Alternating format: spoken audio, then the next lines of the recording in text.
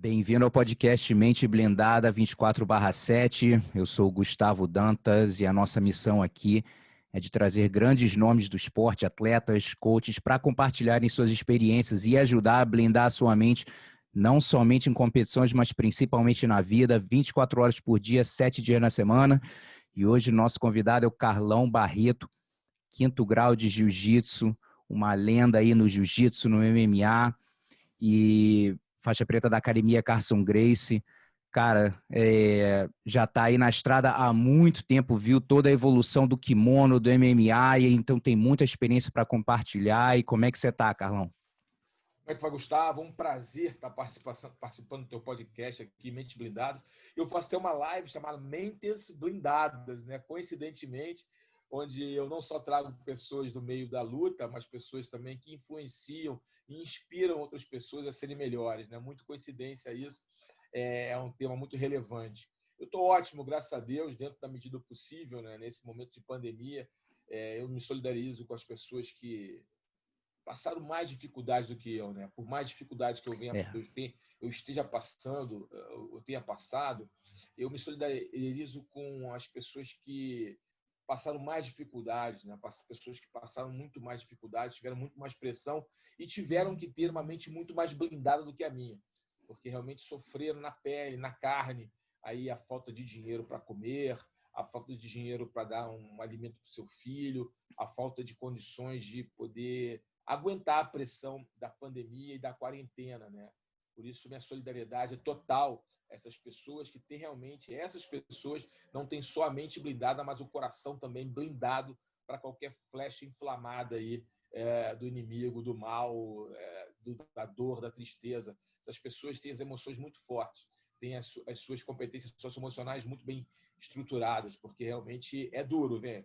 Eu aqui em casa me senti muito a dificuldade de não poder me locomover, ter minha liberdade de ir e vir cerceada pela mão do Estado, mas tive que entender que fazia parte de um processo, parte de um todo, que a sociedade precisava que todos colaborassem e não fossem para as ruas. Mas eu podia não ir para a rua. E aquele que não podia?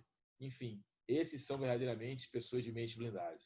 É isso mesmo, cara. Aprendi algo novo, bem novo. Minha mãe sempre falou, quando você acha que tem um problema, irmão, tem alguém com um problema muito mais complicado, né? Então, é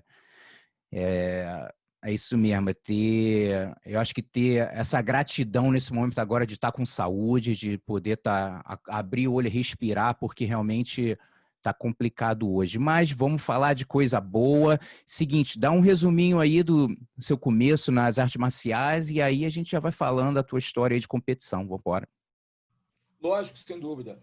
Lembrando que, na verdade, eu comecei... A primeira experiência que eu tive real com artes marciais foi aos 6 anos de idade, 7 anos de idade, com o judô, mas foi muito pequena, por isso eu nem considero realmente uma verdadeira experiência. Mas foi a primeira vez que eu senti e botei o pé num dojo, num tatame, em uma academia.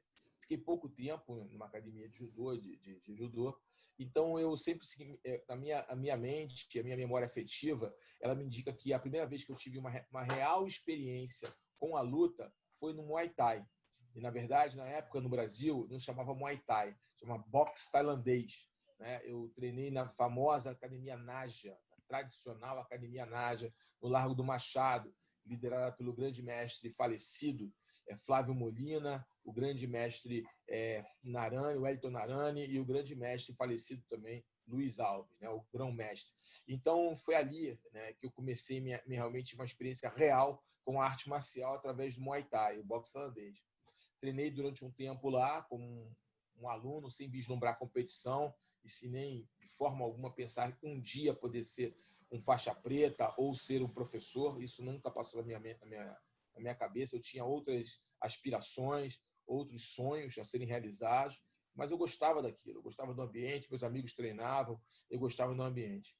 Mas devido a ter que focar nos estudos, eu não ser oriundo de família abastada, minha família ser uma família humilde, eu tinha que sempre optar uma coisa ou outra, né? Graças a meu bom Deus, nunca faltou nada na minha vida, mas meus pais sempre trabalharam duro para que eu tivesse tudo dentro do possível, mas eu tinha que sempre optar, né? Eu não podia fazer uma coisa ou outra. Eu queria fazer outras coisas, acabei parando de fazer boxe holandês. Um pouco tempo depois, alguns anos depois, foi quando eu conheci o jiu-jitsu, né? onde eu conheci o jiu-jitsu através de um amigo que estava começando a praticar o jiu-jitsu e falava sempre do jiu-jitsu para mim. Só que na minha memória, nas minhas lembranças, o jiu-jitsu não era associado a algo positivo. É engraçado isso, né? Não era associado, por um motivo muito simples, no meu caso. Eu vim a minha primeira experiência, como eu bem falei, é a Academia Naja. A Academia Naja foi onde tudo iniciou a rivalidade. Isso. Porque foi quando o Hollis, né, e toda a equipe da Academia Gracie invadiu a Academia Naja devido a uma briga que houve com Charles Gracie. Então, ali começou todo o imbróglio com o Muay Thai e, posteriormente, com a luta livre. Porque muitos daqueles que faziam boxe under na época acabaram fazendo luta livre logo depois. Até mesmo para aprender chão, para lutar com os caras do jiu-jitsu, caso houvesse um confronto. Então, é bem interessante esse início da história da contemporânea, né, da luta no Brasil, no que tange ao jiu-jitsu, ao Muay Thai, ao Vale Tudo e posteriormente ao MMA, porque isso mostra como lá atrás as coisas aconteciam, né? Os embates de rua, né? As brigas de rua, onde as pessoas utilizavam a arte marcial da forma errada, né? Mas isso eles não têm culpa, porque era uma questão educacional. Na época, é o que eles tinham como ferramenta para se defender. Na época, eles tinham como ferramenta para se autoafirmarem.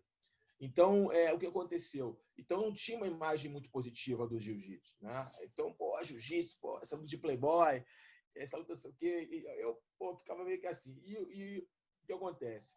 Esse amigo falou tanto do jiu-jitsu. Um belo dia, a gente tinha uns grupinhos, né? Como aqui é comum, né? Os grupos de bairro, de rua, de prédio, de se unirem para jogar bola, para jogar vôlei, enfim, para curtir, né? E aí a gente jogava um grupinho, né? O nosso grupo é futebol. E no futebol eu vi um cara com a camisa do jiu-jitsu. No futebol eu falei, lá vem esse cara do jiu-jitsu aí. Eu vi que vai ser confusão. E tudo pelo contrário. O cara era um cara extremamente solícito, um cara feliz, um cara respeitoso.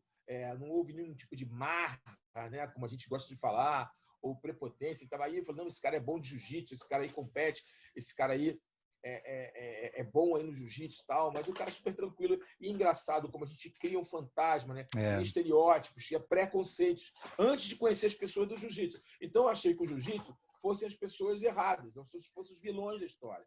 Quando na história, na verdade, esse negócio de vilão é algo muito relativo, depende do ângulo que você veja, né? Por isso a gente tem que sempre ver os dois lados da história para tirar a tua realidade, o teu entendimento do que aconteceu, né? Porque muitas vezes a história é contada pelos que venceram. E os que venceram, às vezes, contam a sua história, pelo seu interesse. Então, a gente tem que contar o lado dos derrotados também, para entender a história na realidade, né? Então, dentro disso, eu comecei a ver, achei aquilo estranho, não tive uma aproximação muito grande com ele, mas eu fiquei observando, né? Eu sempre tive uma característica de ser observador, né? Observar muito o ambiente em que eu estou. Meu pai, sempre, na sua sabedoria, ele sempre me falava, quando você entrar no lugar, olha o ambiente que você está, olha as pessoas que estão nesse lugar, se posiciona em lugares onde você não precise atrapalhar as pessoas, onde você não precise, olha, observa, até mesmo, e sempre lembra o seguinte, se acontecer uma coisa numa festa dessa, lembra onde você sai. E lembre o seguinte, as pessoas sempre vão te observar porque você é grande. Então, cuidado com o que você faz. Então, sempre tive isso na minha cabeça, né? Desde pequeno, essa coisa. Sempre que eu ia na casa de um amigo meu, eu respeitava a casa desse amigo meu, pedia com licença, posso ir ao banheiro, aonde é o banheiro, com licença, boa tarde, boa noite. Isso é coisa do respeito, né? É de você zelar pelo bem do próximo, né? Como você zela pelo seu próprio bem. Isso sempre foi muito forte em mim, porque meus pais me educaram assim, né? Você tem que ir na casa dos outros, você tem que estar como melhor ainda do que na sua casa. Se na sua casa você já não bota o pé em cima da mesa, na casa dos outros você tem que nem botar as mãos. Então, mais ou menos assim que ele me falava dentro da sua sabedoria, né? Pouco estudo, mas muita sabedoria. Meu pai, ele foi autodidata. Ele aprendeu a falar inglês sozinho. É muito mesmo? louco, né? E apenas com primário. Caraca. Que doido, né? Inglês sozinho. Falava inglês sozinho. Escrevia com as duas mãos, uma caligrafia perfeita, só com o primário. Muito doido, né? Uma grande fonte de sabedoria, diante da limitação intelectual, mas ao mesmo tempo uma grande sabedoria. Minha mãe líder, né? Uma grande sabedoria. E aí o que aconteceu? Eles sempre me falaram isso. Então eu comecei a observar, vi a postura desse cara, e até é o Libório, né? Posso falar já de antemão quem é a pessoa que jogava futebol com a gente, era o Libório, no início da sua carreira no jiu-jitsu, faixa azul, onde finalizava todo mundo, né? Era um cara impressionante, e era o Libório que estava jogando bola. Não tive uma grande aproximação com ele, mas ali me tirou um pouco, quebrou um pouco o gelo, daquele gelo que eu tinha criado, uma imagem dos caras bons do jiu-jitsu. Enfim, então eu resolvi, né, pular essa barreira do preconceito e visitar uma academia de jiu-jitsu. E esse amigo meu falou assim, pô, vai à Academia Gracie. E na minha associação Academia Gracie, que tal, era a academia que tinha próximo ao colégio que eu estudava, que era o Colégio Pedro II. É um colégio tradicional aqui no Rio de Janeiro, né, um colégio federal, né? E esse colégio era do lado de um outro colégio particular, que é um colégio tradicional, chamado Padre Antônio Vieira, onde estava localizado a Academia Gracie, a Gracie Humaitá, né? Onde lá davam aula o mestre Hélio Gracie, o Rickson, o Royler e o Roker, que até lá hoje é o head coach, né, da equipe, é o chefe da equipe, né, da Academia Gracie Humaitá, e aqui no Brasil, né? Visto que os outros foram morar fora do Brasil. E aí eu comecei, aí eu fui lá assistir uma aula, esse amigo também estava lá, fui assistir uma aula, fui muito bem recebido, cara, pelo Royler. Eu lembro até hoje, engraçado, anos e anos depois, que me recebeu foi o Royler Gracie. Royler me recebeu de uma forma muito solícita, pô, perguntou, conversou comigo, tal, mandou sentar, assistir a aula, que eu era amigo dele, teu amigo tá aqui, senta, assiste uma aula, tal. E aí, cara, eu achei, aí quebrou de vez qualquer tipo de barreira psicológica, de lembranças, né, sobre o jiu-jitsu. Ali foi um quebra de paradigmas, eu posso colocar dessa forma. Falei, caraca, meu irmão, os caras são nada disso. Os caras são maneiros pra caramba, eu sou com um cara, o cara nunca me viu, olha como o cara tá me recebendo aqui. Eu não entendi ainda o que era receber um cliente, né? Só que na Academia Gracie, né, a gente já sabe hoje em dia, eles já estavam anos-luz na frente. O grande mestre Hélio e Carlos Gracie estavam anos-luz na frente no que tange atendimento de cliente. O que é ter uma academia e como a gestão de academia. Os caras estavam lá na frente, muitos anos e anos na frente. Hoje está tendo uma redescoberta disso, a importância de tratar aluno como cliente. Os caras já faziam isso, pô. Verdade. A academia lá do centro. É um aprendizado isso. É muito legal a gente ver. Nada se cria, né? Tudo se copia, né? Não é? É bem por aí.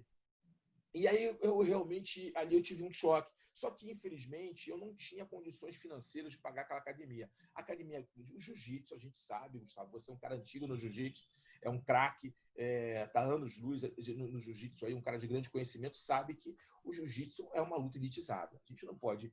A gente sabe que hoje é uma grande proliferação de projetos sociais, que a coisa democratizou bastante, né? O Dedé, por exemplo, é um cara que abriu as portas para muita gente, dando oportunidade para caras que não tinham condições. O Wendel também, o Carson lá, bem antes, o Carson Gracie, deu oportunidade para muitas pessoas. Enfim, né? Muitas pessoas, né? O mestre Fada, né? O mestre Munir, todo mundo aí, várias pessoas já abriam suas academias e compartilhavam seu conhecimento com as pessoas que não tinham condições. Né? A gente sabia disso. Mas, mesmo assim, o funil era muito pequeno. Quem praticava jiu-jitsu era elite. Os kimonos eram caros, eram restritos a algumas fábricas, poucas fábricas, as academias eram caras. Então, não tinha condições financeiras nenhuma de pagar a academia de jiu-jitsu. Eu falei, pô, isso não é para mim. Eu falei, legal, bacana, achei legal, achei interessante e tal. E aí, pô, eu vi o Rickson lá, eu falei, caraca, esse tal de Rickson, esse cara aí. Eu falei, pô, vi lá, ele aquele, pô, cabelo samurai. Eu falei, pô, eu fiquei, meu irmão, não posso nem falar com você no boxe holandês, que eu vou apanhar aqui dentro, né? Vou ficar calado, né, meu irmão? Vou ficar caladinho aqui, que eu não vou falar que eu faço. Se me perguntar, eu vou falar que nunca fiz luta, eu sou jogar basquete. E, na verdade, eu joguei basquete durante um tempo aí, primeiro no Fluminense, posteriormente no Flamengo. Bom, enfim, aí eu fiquei meio um pouco frustrado. Quando, cara, as coisas como tem que ser, né, quando as coisas vão alinhando, né, quando Deus quer que você esteja num lugar, isso vai ocorrer, né, cara?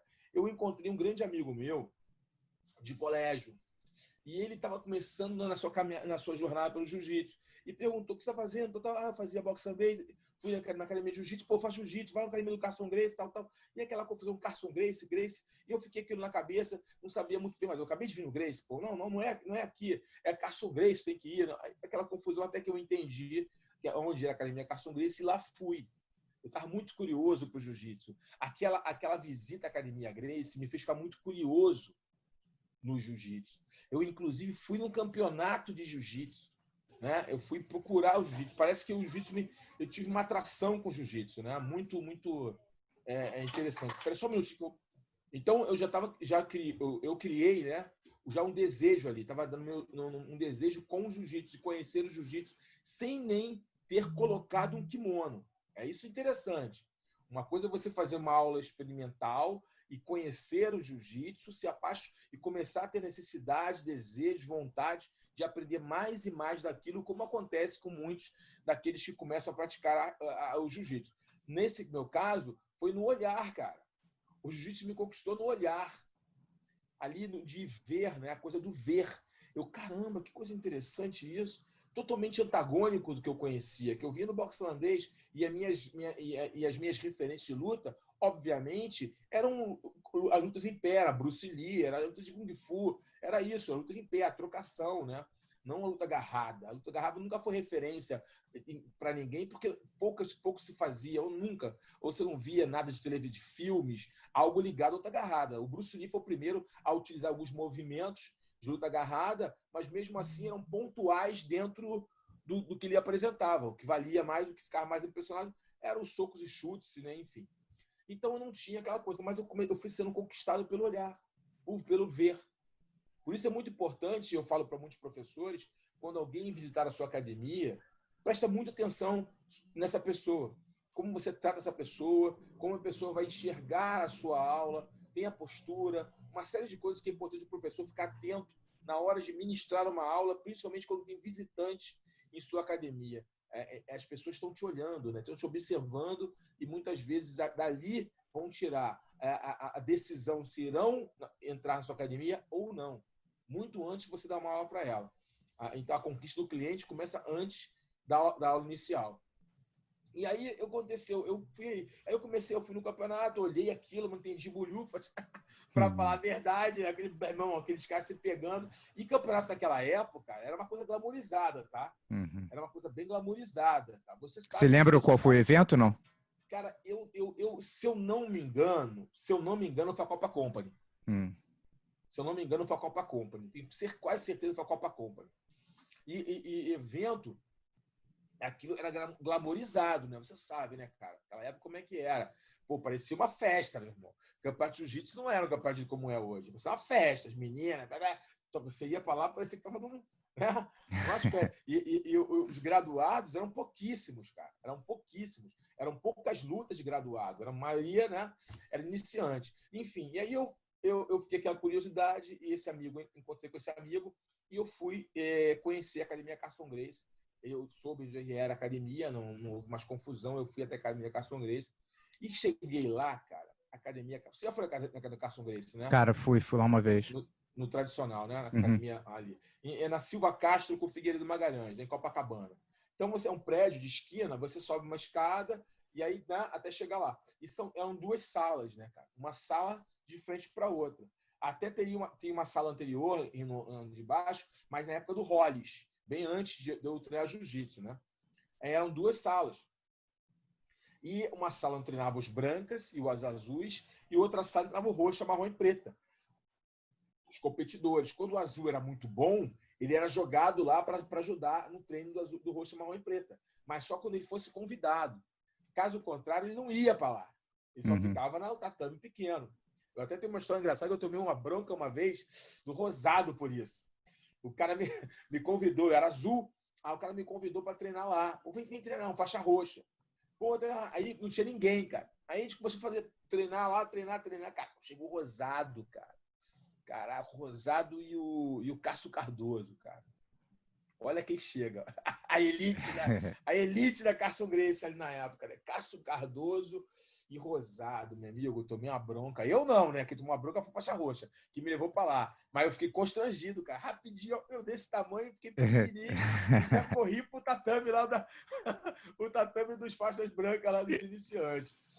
Para você ver como era bem dividido isso, né? Porque os caras faziam posição lá, se pegar, a pancadaria rolava do outro lado, era outro nível de treino. Enfim. E aí eu cheguei na academia do Carson e eu fui recebido logo, e aí de uma forma muito bacana também, mas de uma forma diferente, uma forma de pertencimento.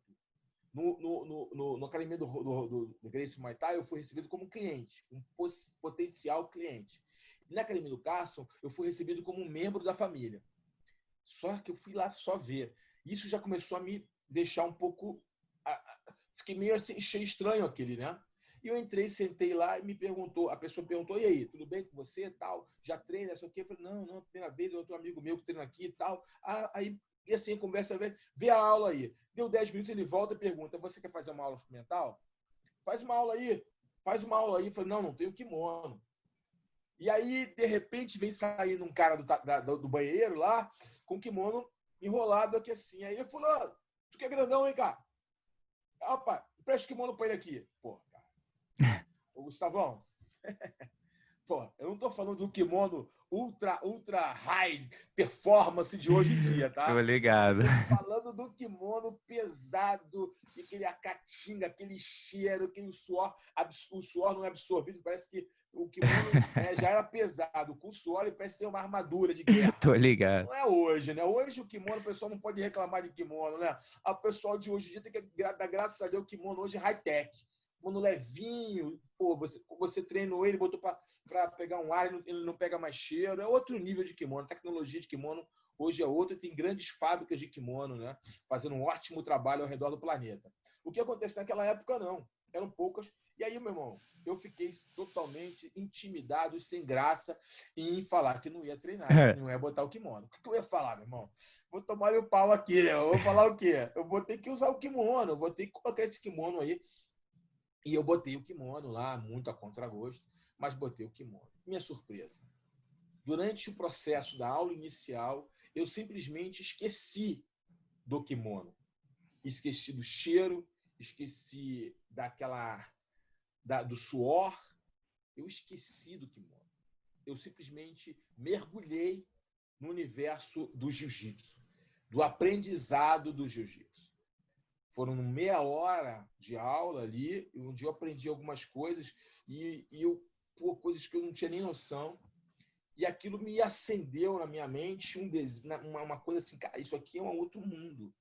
Né? Eu acho que é um sentimento que eu acho que muitas pessoas, né, ou a maioria delas, quando se apaixonam pelo jiu-jitsu, também sentem. Né? Eu acho que esse sentimento é um sentimento que é comum a todas as pessoas que praticam jiu-jitsu de uma forma assídua, né? que realmente vivem a arte suave. E eu fiquei entusiasmado, lembrando que eu já estava com a mente aberta para aquele aprendizado, porque já tinha passado por uma etapa, já tinha visitado uma academia, já tinha conversado com pessoas, já tinha ido no campeonato, e ali que isso, é isso que eu quero. Eu quero isso. Só que, rapidamente, eu voltei à razão, porque eu lembrei que eu não tinha condições de pagar aquele valor de academia. E aquilo me frustrou um pouco e eu estou indo embora. Eu entreguei o kimono lá, me frustrou aquilo, botei aqui uma pessoa agradecida educadamente e estava saindo, indo embora ali quietinho, a francesa, como a gente fala, né? Quietinho, quando uma voz veio e me chamou. Ô, Carlos Eduardo, lembrando que a primeira coisa que essa pessoa fez ao me conhecer foi perguntar meu nome. E aí, ô, Carlos Eduardo. E aí eu virei, essa pessoa falou assim, pô, cara, e aí, gostou da aula? Pô, gostei muito, só que eu não posso pagar. E aí ele falou assim, eu não falei o valor. Aí eu falei, poxa, eu sei, mas é que eu fui em outra academia e o valor de vocês é muito alto, o jiu-jitsu é muito, muito caro para mim. Aí ele, você já fez algum esporte? E aí eu me senti confortável em falar a verdade. Já, eu fazia basquete, mas eu lutei boxe holandês. Aí ele, é legal. E aí, quanto você pagava lá? Eu falei o valor que eu pagava na época. Ele falou assim, ok, então é esse valor que você vai pagar aqui. Aí aquilo me chocou naquele momento. Nesse mesmo momento que ele fala isso, que eu recebo a informação, que meu cérebro processa aquele negócio, alguém atrás de mim fala, Carson, vem aqui, a gente precisa que você nos ajude numa posição. Cara, o cara que me recebeu, que perguntou o meu nome, que mandou fazer aula particular, que perguntou se eu estava bem, se falou que eu podia pagar o valor que eu pagava no boxe holandês, era o Carson Reis. Irado. E ali eu falei, pô, é aqui. E aí eu voltei para casa, falei que meus pais não queriam muito fazer aquilo, e eles falaram assim, filho, você quer fazer um curso de você está fazendo naquela época, a gente fazia curso de datilografia. Olha como eu sou velho. Datilografia, tá? Datilografia. E, aí, e o curso de informática, né? Que a gente era bem o início, meu Deus do céu. E aí eu falei assim, cara, escolhe um, filho. A gente não tem condições. Pô, mas datilografia é muito chato, não quero não. Então tá, vai fazer o curso de vai fazer jiu-jitsu, a gente pode te ajudar, mas kimono é caro, como é que a gente vai fazer, tal, enfim.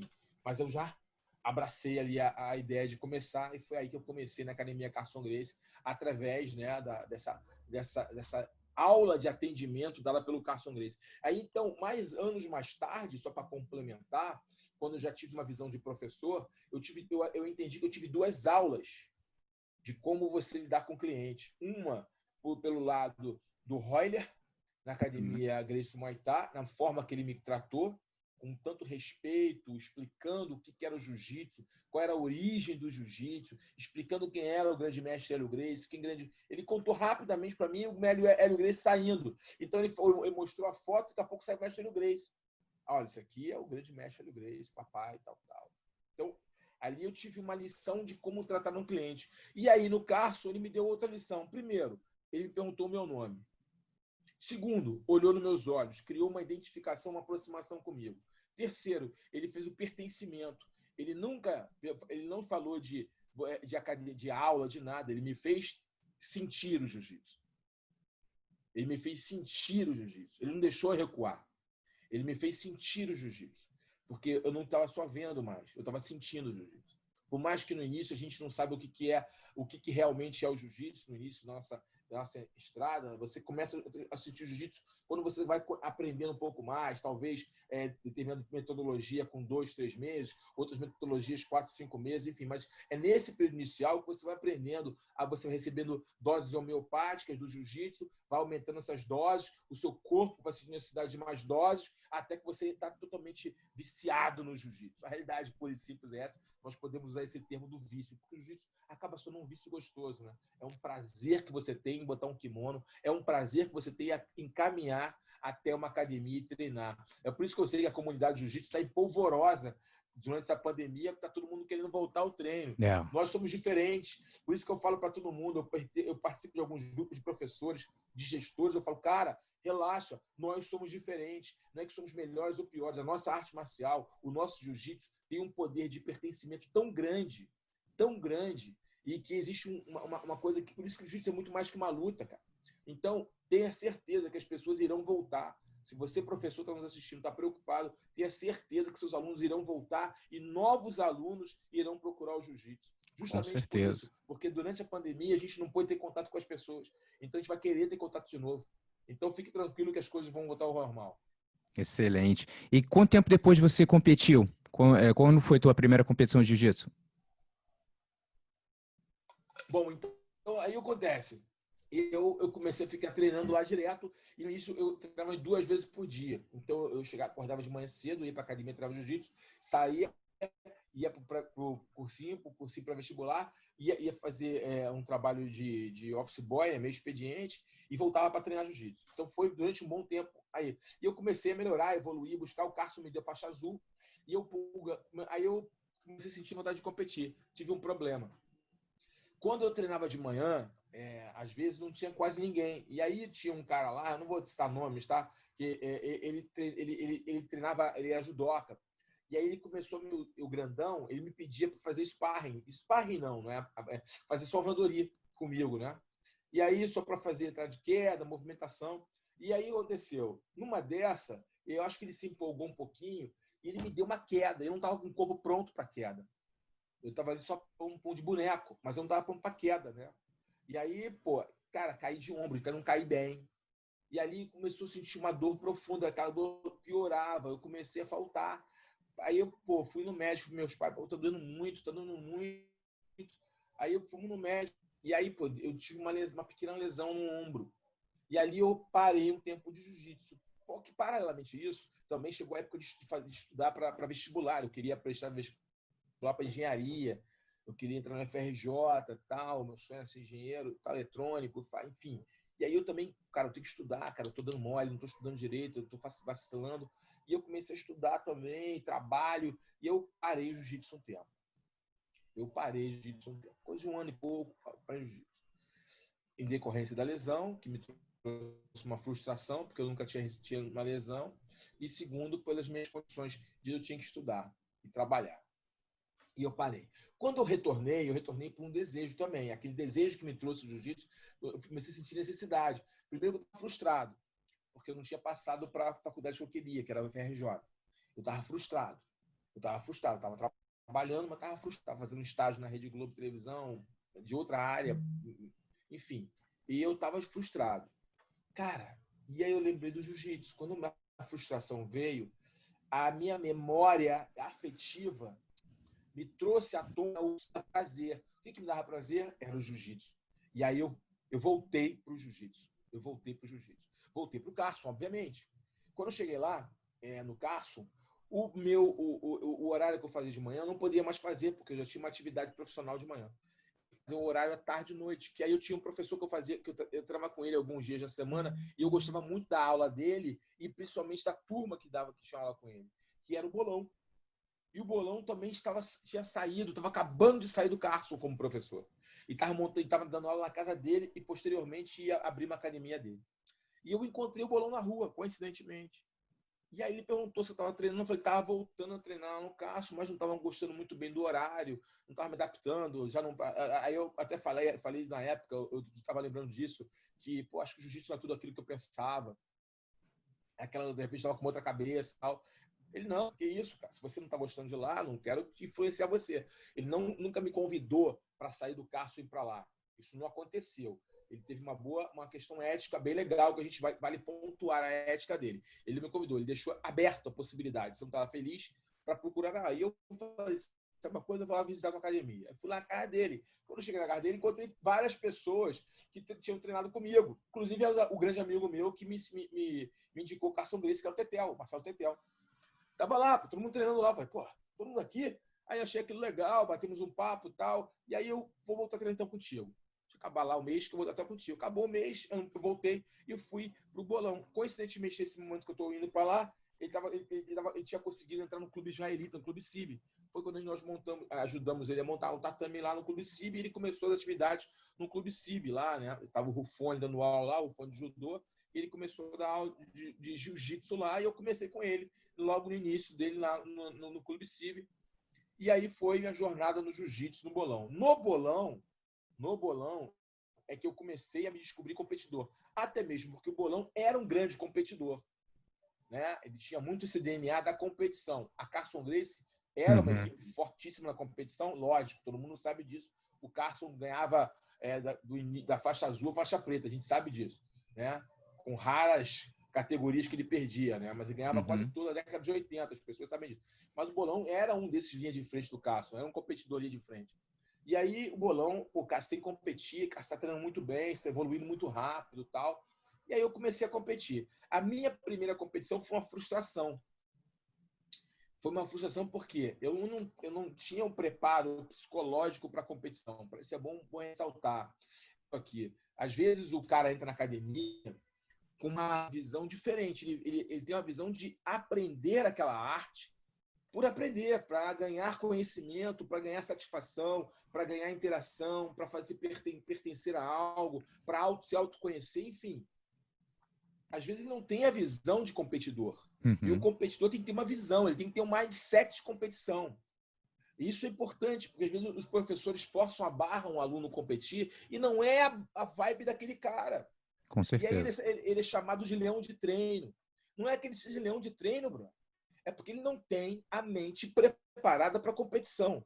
Se você quer tanto aquele cara que é um cara que ganha todo mundo na aula, na academia, que ele parte de competição, o professor tem que se preparar para ligar a chavinha da competição, da sobrevivência, do ataque, do medo nele. Por que do medo? Porque o medo é importantíssimo para que nós possamos saber o que fazer.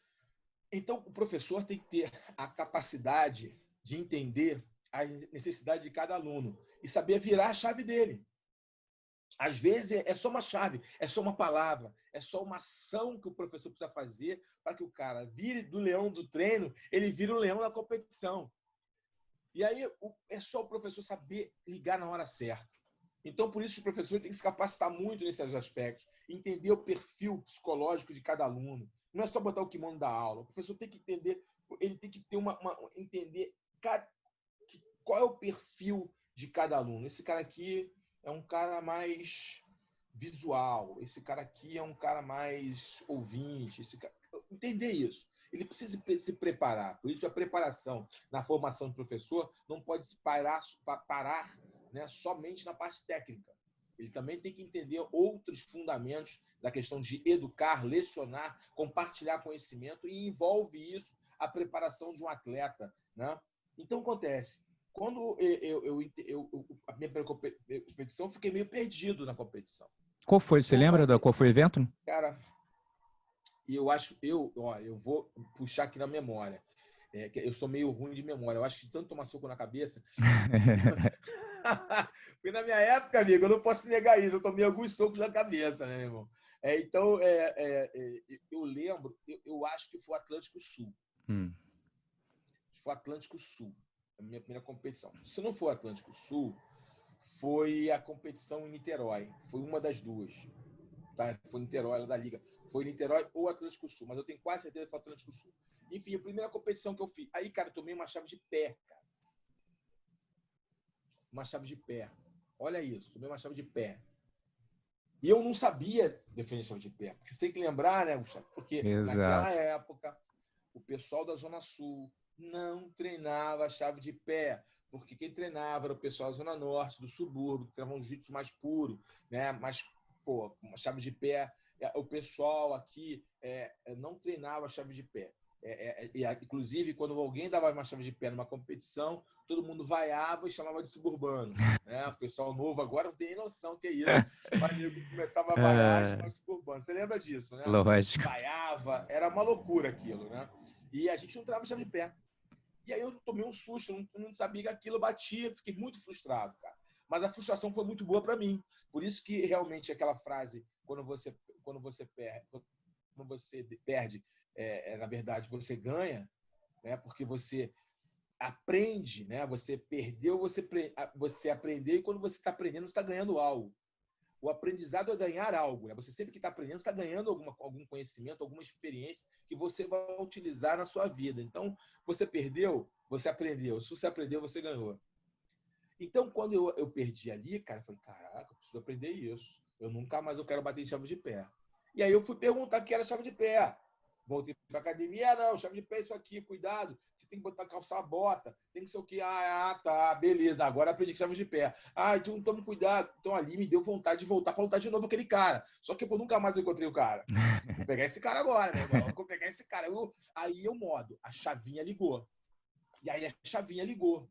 E aí eu comecei a competi em Niterói, aí depois teve Atlântico Sul, teve Rio Sport Center, tiveram outras competições que eu fui lutando, ganhando e tal. E na minha trajetória, obviamente, naquela época, nós não tínhamos o que tem hoje, né? Hoje é o paraíso da competição, uma competição todo mês. Quer dizer, mais, né? Na verdade, tem meses que tem 3 competições, 3 eventos por mês.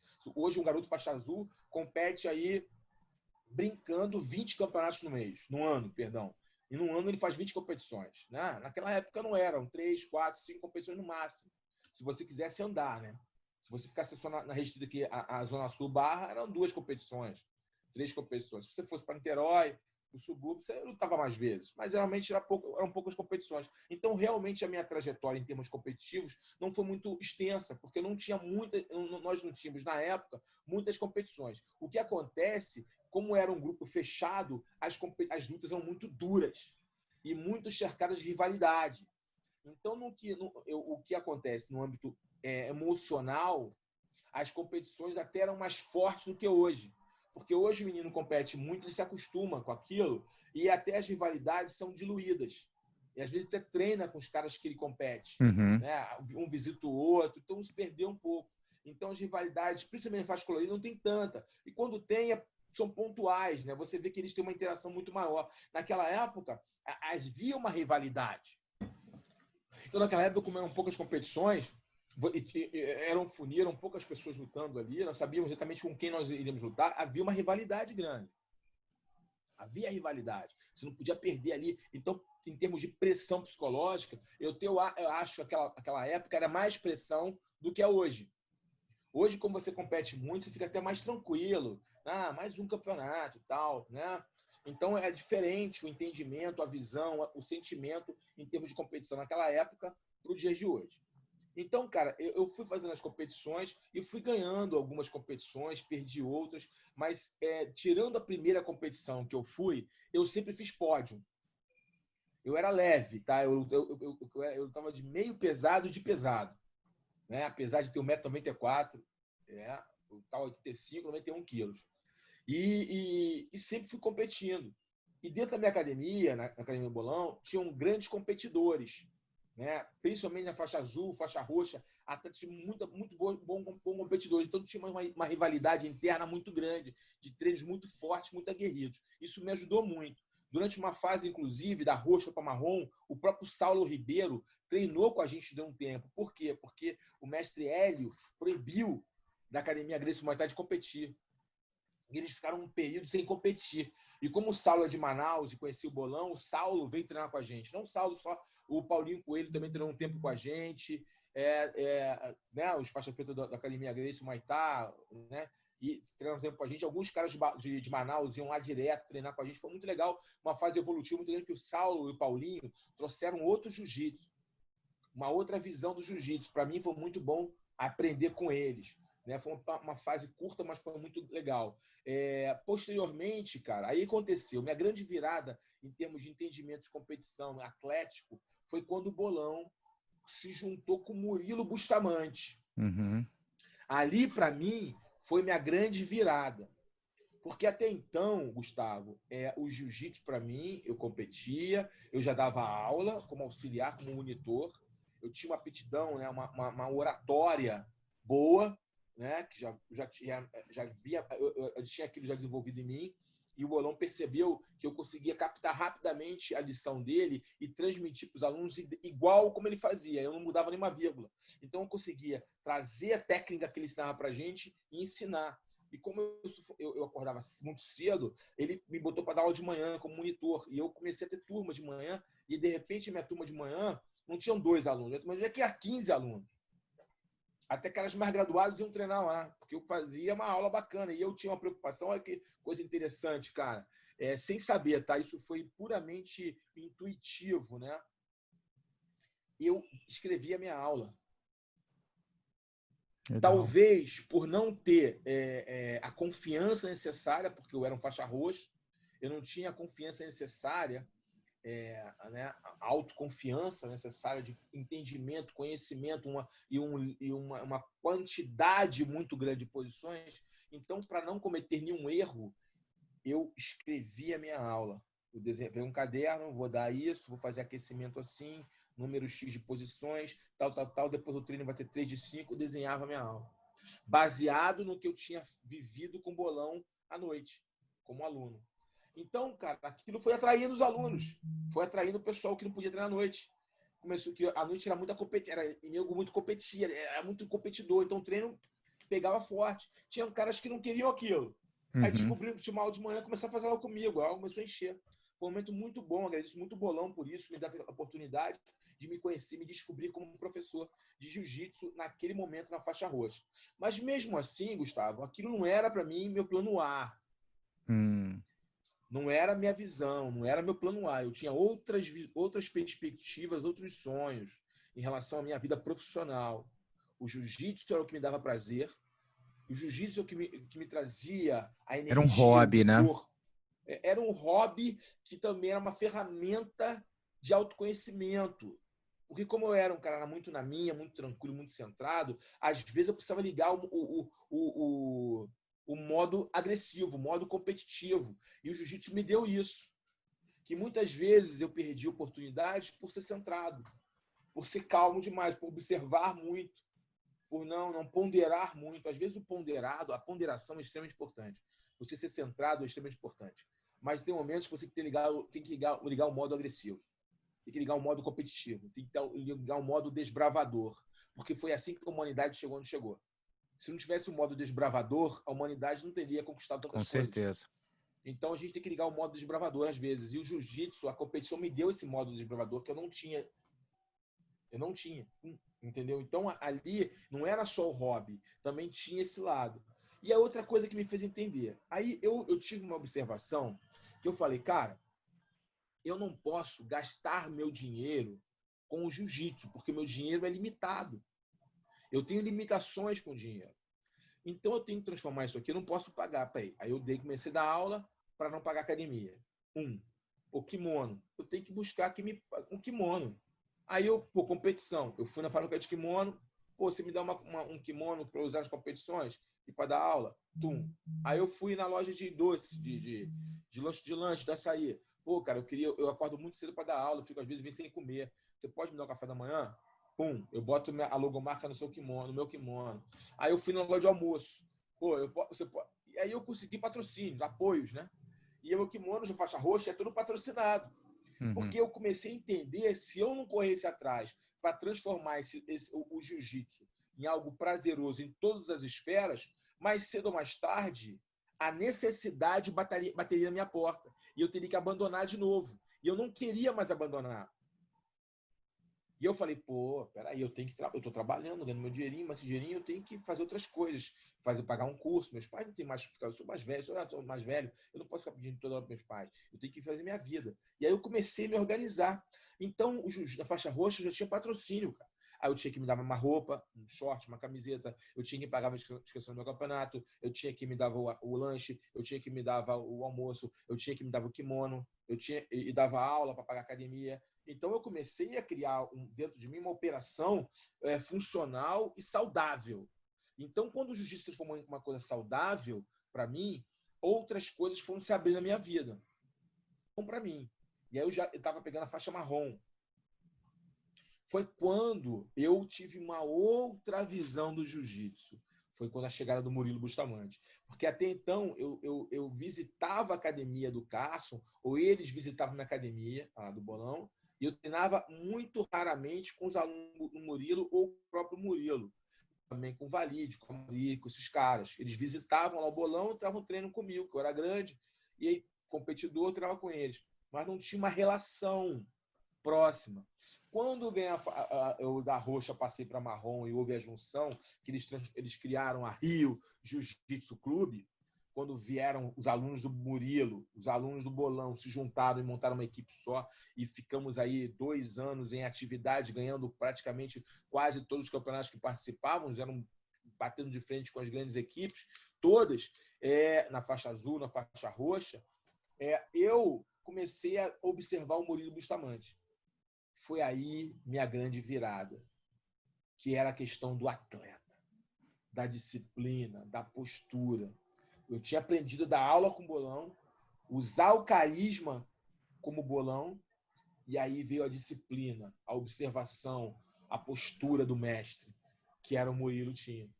E aí eu comecei a aprender a colar no Murilo. Aí eu comecei a me aproximar do Murilo, muito com o Murilo, observá-lo e treinar mais com ele, por ele ser grande, treinar com ele. O Bolão estava mais afastado das competições, estava mais voltado para a parte da aula.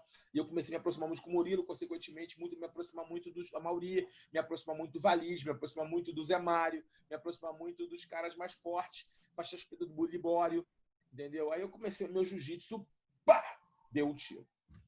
Quando eu comecei a ser botado a teste pelo Mauri Bittetti, quando eu comecei a botar a teste pelo Murilo, comecei a ser colocado a teste pelo Valide, pelo Libório, meu jiu-jitsu deu uma chavinha, né? Deu uma olhada. Eu comecei a ficar um cara mais completo, passar mais a guarda e saber jogar mais, enfim. E aí eu lutei 2 campeonatos, ganhei um campeonato, perdi o campeonato, fui vice-campeão, que a gente chamava do brasileiro da época. Depois lutei um outro campeonato que eu perdi para o Daniel Simões na final, que foi o Rio Sport Center, pode ser? Qual ano? Eu acho que é 95. Novo Leblon, não? Novo Leblon. Foi isso, Novo Leblon, exatamente. Copa Axe também teve, eu lutei Copa Axe, faixa marrom, ou Novo Leblon, Copa Axe, um dos dois. Enfim, aí eu lutei. Aí eu falei, peraí, eu preciso mudar algumas coisas no meu jogo. Comecei a ajustar. Logo em seguida, teve o estadual de jiu-jitsu, que eu fui campeão no peso e tirei terceiro no absoluto. O campeão absoluto foi o Sérgio Ferrari, o vice-campeão foi o Saulo Ribeiro. O Saulo já tinha voltado para a Gracie Muay Thai. Nesse período, o Royler voltou, tomou a frente da equipe e voltou a competir normalmente. E aí, logo em seguida, veio o Mundial de Jiu-Jitsu. Veio o Mundial. Carlinhos, grande mestre Carlinhos Gracie, anunciou que haveria o primeiro Mundial do Jiu-Jitsu, em 1996. Foi quando eu falei, cara, agora chegou a hora do Jiu-Jitsu virar profissional, né? E eu falei assim, pô, eu preciso me preparar para ganhar esse campeonato mundial. Eu fui vice-campeão, eu agora tenho que ser campeão. Eu vou me preparar para ganhar esse campeonato. E por um acaso, eu estava nesse campeonato também, participei, e não tinha como não te ver lá, né? Você e o Tetel, né? Não tinham como te ver, não o ver lá de kimono azul. Exatamente, eu ia chegar nesse ponto, Gustavo. Ali eu tive um insight, eu falei assim, cara, eu falei assim, peraí, eu tô dando aula de jiu-jitsu, eu já não pago academia, eu já não pago para comer, eu já não pago para usar o kimono, eu já não pago inscrição no campeonato, tá tudo muito bom, mas chegou a hora de eu ganhar dinheiro. Chegou a hora de ter patrocinadores. Eu comecei a correr atrás de patrocinadores vendendo o Mundial. Aí eu consegui um patrocinadorzinho aqui, consegui outro, que tá legal, mas pode melhorar.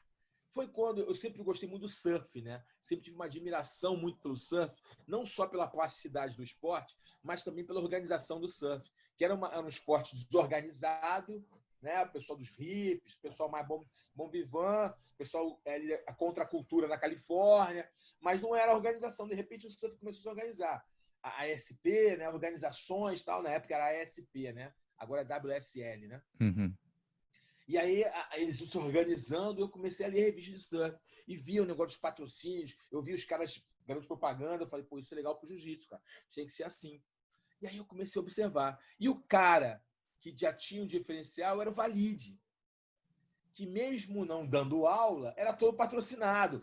Eu lembro que ele tinha um carro, acho que era Javali o nome do carro, um negócio desse. Era um carro cheio de camiseta, né? Botando as logomarcas na camiseta. Minha primeira camiseta de jiu-jitsu foi do Valide. Não é? Ele dava todo mundo. Você chegava na Zona Sul do Rio de Janeiro, todo mundo. Do cara que estava no sinal vendendo bala até o cara na loja de roupa, todo mundo camisa do Valide. Né? Eu observei aquilo. Eu falei assim, pô, esse cara tá me dando uma ideia. Aí eu fiz minha primeira camisa. Comecei a fazer minha primeira camisa, peguei minhas coisas e eu falei pro Tetel, presta atenção. Eu leio aqui uma revista de surf e lá tem os caras do jiu-jitsu todos patrocinados por uma marca de carro. Cara, nós somos do Rio de Janeiro, eles estão tudo faixa roxa, velho. Vamos lá para São Paulo que é o lugar, meu irmão. São Paulo que é o lugar. A gente tem que ir para São Paulo. Tetel sempre foi um cara muito inteligente, começou a pesquisar dentro das possibilidades da época, lembrando que não é internet, a ligação era outra história, tá? Tetel começou a pesquisar, cara, descobri isso aqui, vamos para São Paulo, vai ter uma feira, vai ter uma feira aqui, vamos para uma feira de esporte em São Paulo. Sem dinheiro, tá? Aí eu dei a aula, numa sexta-feira, dei a aula, treinei, cheguei, botamos o kimono na mochila, para o cara ver nosso kimono patrocinado, botamos a revista, botei minha camisa que eu tinha feito, vamos embora. Pegamos um currículo, fizemos um currículo Vitae, o pessoal nem sabe o que é isso, né? Um currículo lá com nome, idade, peso, botamos as medalhas e tal, e levamos para São Paulo. Mochilinha, eu e o Tetel, no ônibus, pegamos o ônibus meia-noite, só com dinheiro para tomar um café da manhã, um almoço e voltar, tá? Vamos comer biscoito. Sem dinheiro. Fomos para São Paulo, uma feira de esporte, feira de surf. Chegamos nessa feira, e aí, meu irmão, foi sensacional. A gente nunca tinha visto aquilo. Um mundo à nossa frente. Várias marcas de surf, Mormai, várias marcas lá, cara, assim, crescendo, né? Cristal Grafite, sei o que, meu irmão. A gente, pô, que é isso, cara? A gente tem que pedir patrocínio para esses caras. E aí fomos entrando nas lojas, nos estandes, começando a feira.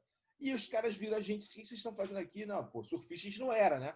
Aí, pô, não, eu somos do jiu-jitsu, tal. E todos eles, a gente foi umas 3, 4 marcas, todas elas abriram as portas, falaram com a gente de forma educada, deram brindes, tal. Mas falaram, olha, a nossa pegada é o surf e o skate. Se vocês fossem surfistas e skatistas do Rio de Janeiro, me interessaria fazer com vocês, porque nós somos de São Paulo. Mas vocês não são. Jiu-jitsu, por enquanto, a gente conhece, acha legal, mas a gente não investe em jiu-jitsu. Tá bom. E aquilo foi interessante pra gente. A gente começou a mudar o discurso. Tetel, a gente tem que mudar o discurso. não pode ser esse. A gente não tem que falar a gente, tem que falar do Mundial. Que Mundial abre o olho de cara. É isso aí, Carlão, vamos fazer assim. A gente mudou o discurso. De repente, a gente vê uma marca, que não era uma marca famosa, mas estava lá, Australian Down South. Mais um stand muito bonito, estilo Havaí, assim, uma coisa muito legal, pá. E a gente entrou. Quando estava na porta, o diretor de marketing, depois a gente soube que era. E a gente falou, ó, tudo bem, como é que vai? Nós somos do Jiu-Jitsu, vamos montar um Mundial de Jiu-Jitsu, vai ser assim, assim, assado. Cara, que legal, pô, o Jiu-Jitsu é muito legal. Vem cá, o dono da marca está aqui. Fala o que você falou para mim e para ele. O dono da marca veio, sentou com a gente, nós conversamos com ele, ele olhou para nossa cara e falou assim, olha, eu gostei de vocês, cara, vocês são peitudos, cara, vocês têm atitude. Pô, vieram do Rio de Janeiro, mano, para cá, pô, uma feira de surf, pô, parabéns, vocês têm atitude, por isso eu vou patrocinar vocês. Aí a gente falou assim, pô, vai? Vamos, vou. Vocês querem o quê? Aí, na época, vamos dizer assim, que era R$500 de dinheiro e pedimos R$500 de roupa. Era algo mais ou menos assim. Aí ele falou assim, legal, fechado, sem problema nenhum. Vou fazer o seguinte com vocês, vou te patrocinar para esse campeonato mundial. Mas se vocês ganharem esse campeonato mundial, vocês voltam aqui que eu vou te dar um contrato de 1 ano de patrocínio. Aí eu falei pro cara assim, não, então você pode fazer o contrato. Eu tive a audácia. Aí ele falou assim, então você pode fazer o contrato, porque eu vou ganhar o campeonato mundial. Eu já sou campeão mundial de jiu-jitsu. Aí ele olhou pra minha cara assim, pô, gostei. Falei o seguinte, amanhã vocês vão lá na nossa fábrica, pegar as roupas, que aqui a gente só tem mostruário. Aí eu falei, tá bom. Nem me toquei, pegamos, ó, vocês não podem ir em nenhuma outra marca. Ele foi, vocês não podem ir em nenhuma outra marca. Tá bom, a gente ficou passeando na feira. Aí, pô, tem algo que a gente ia fazer, a gente tem que dormir aqui, a gente não tem dinheiro. Eu falei, tive a ideia, vamos dormir na rodoviária, pô. Vamos para a rodoviária, a gente dorme na rodoviária e fica lá na rodoviária, acorda, você pega o ônibus e vai para o lugar. Então, não, eu conheço um cara aqui, arrumou um lugar para a gente dormir. Nós aí dormimos nesse local. Dormimos, fomos para lá, pegamos 2 ônibus. É um lugar longe, Taboão da Serra, cara. Muito longe. Quem sabe de São Paulo sabe o que eu estou falando. É muito longe. Pegamos lá, chegamos lá de manhã.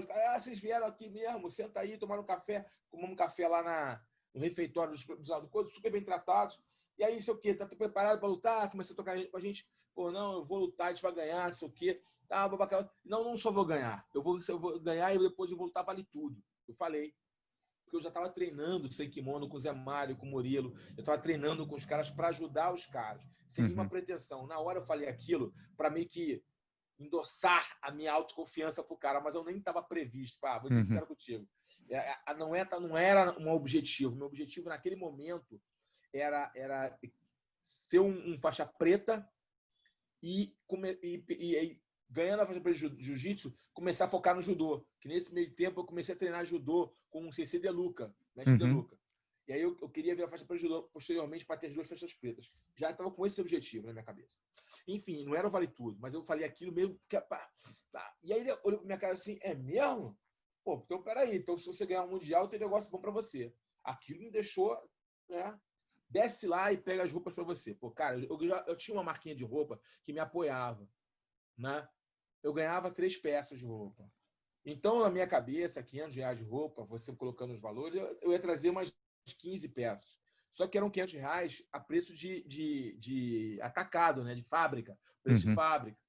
Nós saímos lá com guarda-roupa durante 1 ano, cara. Com uma mochila, assim, os 2 com mochila, rindo à toa, muito felizes. Então, foi uma jornada de descobrimento, nós fomos audazes em nos desafiar, em buscar patrocínio, não ficamos chorando a nossa falta de patrocínio, não ficamos nos vitimizando por não ter patrocínio, nós fomos lá e fizemos, não colocamos na conta de ninguém, falou assim, não, meu irmão, vou assumir na minha assinatura, no meu RG, vou lá fazer, porque você tem que construir a sua história colocando a mão na massa. Se você não colocar a mão na massa, se você não acreditar, se você não for proativo, você nunca vai construir sua história. É óbvio que eu, como homem de Deus, um cristão, creio muito também que Deus tem os seus desígnios para você. Ele tem uma missão, uma jornada na sua vida. Que às vezes você deseja uma coisa, mas a sua jornada que vai te fazer feliz é outra. E você tem que descobrir qual é o seu propósito. Se você não descobrir qual é o seu propósito, a sua missão pode ser em vão. Então, lógico que isso existe, mas também tem muito daquela coisa de você botar a mão na massa e fazer. de você acreditar no seu sonho e lutar para transformar em realidade. Primeiro, você tem que visualizar qual é o seu real sonho. Qual é o seu sonho? E aí, segunda, o que você pode fazer para transformar isso em realidade? E a terceira, o que você está fazendo agora para que isso aconteça? Aí você cria o quê? Processos, metas, até chegar ao seu objetivo. Então, é assim que tem que ser. Sem entender toda essa dinâmica, eu e Tetel buscamos isso. Qual é o nosso sonho? Ser campeão mundial de jiu-jitsu. O que a gente deve fazer? Treinar. Mas para custear o treino, o que a gente precisa? De dinheiro. Dinheiro a gente busca onde? Com patrocinador. Como a gente vai buscar patrocinador? No Rio de Janeiro é mais difícil. Aonde está? É em São Paulo. Ah, está em São Paulo? Então como a gente pode ir lá? Qual é a oportunidade? A oportunidade é esse evento. É esse evento? Beleza. Como a gente vai chegar lá? Leva o teu kimono, leva a camisa, leva a medalha. Não tinha internet, não tinha rede social para você mostrar quem você era. Levou. Como é que você vai falar? Primeiramente, a gente falava da gente. Foi um grande erro. Depois a gente entendeu que o nosso chamariz era mundial. A gente mudou a maneira, a nossa ferramenta, a nossa estratégia. No meio do processo. No segundo não que a gente recebeu, a gente, peraí, vamos mudar aqui. A nossa estratégia está errada. A gente vai falar que a gente é isso, aquilo. Vamos falar do mundial. Quando a gente fala do mundial, a gente abre o coração do cara. Porque o cara, quando fala de mundial no surf, ele lembra logo do mundial deles. Sabendo que o nosso é uma coisinha pequena. Lembra do mundial dele. Peraí, então o negócio os caras vão arrebentar. Então, quando a gente fala de mundial, tudo muda. E aí foi a grande sacada. Quando a gente falou do mundial, abriu oportunidade para falar da gente. E quando a gente falou da gente, a gente mostrou uma coisa muito importante, que é a segurança. Eu nunca falei eu acho. Eu falei eu vou. Isso é importante, até para a molecada que está assistindo a gente, tá? Vai assistir aqui nossa entrevista. Vocês não têm que... Se você confia realmente no seu potencial, se você entende aonde você está no lugar certo, você entende que você está fazendo a coisa certa, você não tem que falar eu acho. Não é achismo, é uma realidade, porque é a tua realidade. Vai lá e faz. Vai lá, eu posso. E vai lá e executa. É óbvio que, durante o percurso, você pode mudar, você pode se ressignificar, né? Porque você às vezes cai, você levanta, você observa e você muda tudo. É lógico, isso faz parte do processo. Parte da evolução, né? Parte da evolução. Mas se você não focar naquilo que você realmente quer, mas antes de focar, descobrir o que você realmente quer, porque muitas vezes, Gustavo, você sabe muito bem disso, você trata a cabeça de atletas, né? Aliás, parabéns pelo seu trabalho, viu? Um trabalho excepcional.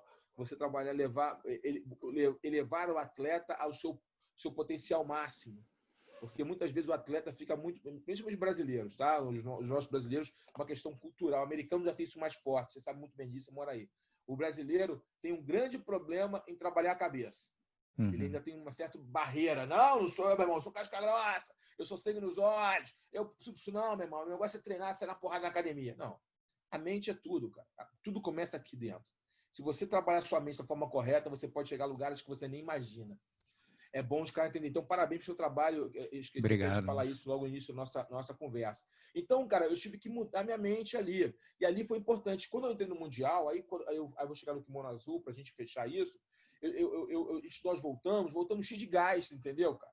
Pô, cara, a gente tem um passo muito grande no nosso crescimento pessoal ali, não só profissional, pessoal. A gente se quebrou barreiras ali, cara. A gente quebrou barreiras, mostrou para um par de garoto que eles podiam, a partir do nosso momento que a gente conseguiu fazer aquilo, na nossa própria academia, vários outros buscaram patrocínio e começaram a buscar patrocínio. Porque nós fomos exemplos para vários outros.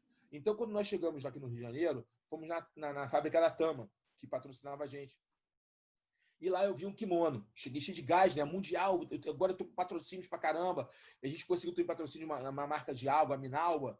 Né? A gente conseguiu vários patrocinadores, mas tudo em decorrência daquela quebra ali de barreira. Quando nós vencemos o medo e fomos até São Paulo, quando voltamos, meu irmão, o mundo era pequeno pra gente, o céu é o limite. Fomos nas marcas, buscamos contatos. Aí o amigo meu fazia um contato com um, fazia contato com outro. Enfim, eu cheguei todo patrocinado. O nego até brinca quando eu boto foto do kimono azul hoje. Eu estava cheio de patrocínio, parecia um piloto de Fórmula 1. Mas naquela época era permitido, né? Não tinha uma padronização.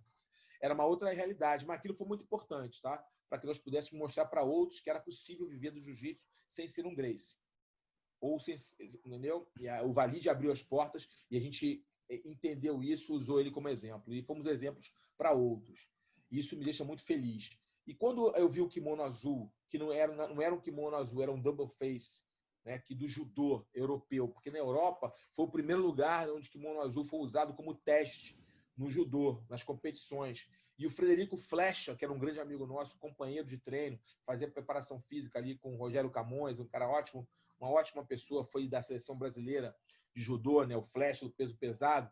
Ele estava na Tama para fazer um kimono igual a esse kimono europeu. Ele trouxe um kimono da Europa, um double face, e falou assim, eu quero um kimono igual. Só que o Mauro da Tama não tinha tecnologia ainda para fazer o double face. Até mesmo porque o double face era muito pesado. Para o judô, funcionava. Mas para o jiu-jitsu não ia funcionar.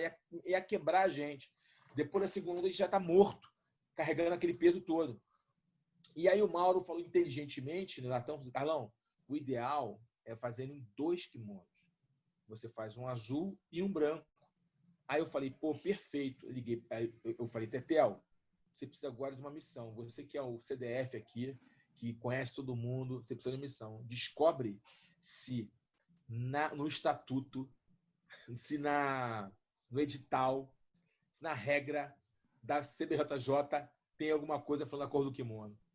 Tetel foi lá na Barra, né, na Gracie Barra, onde era a sede ali, conversando com o Siriema, com o pessoal lá, descobriu, não. Falou com o Carlinhos e tal, não.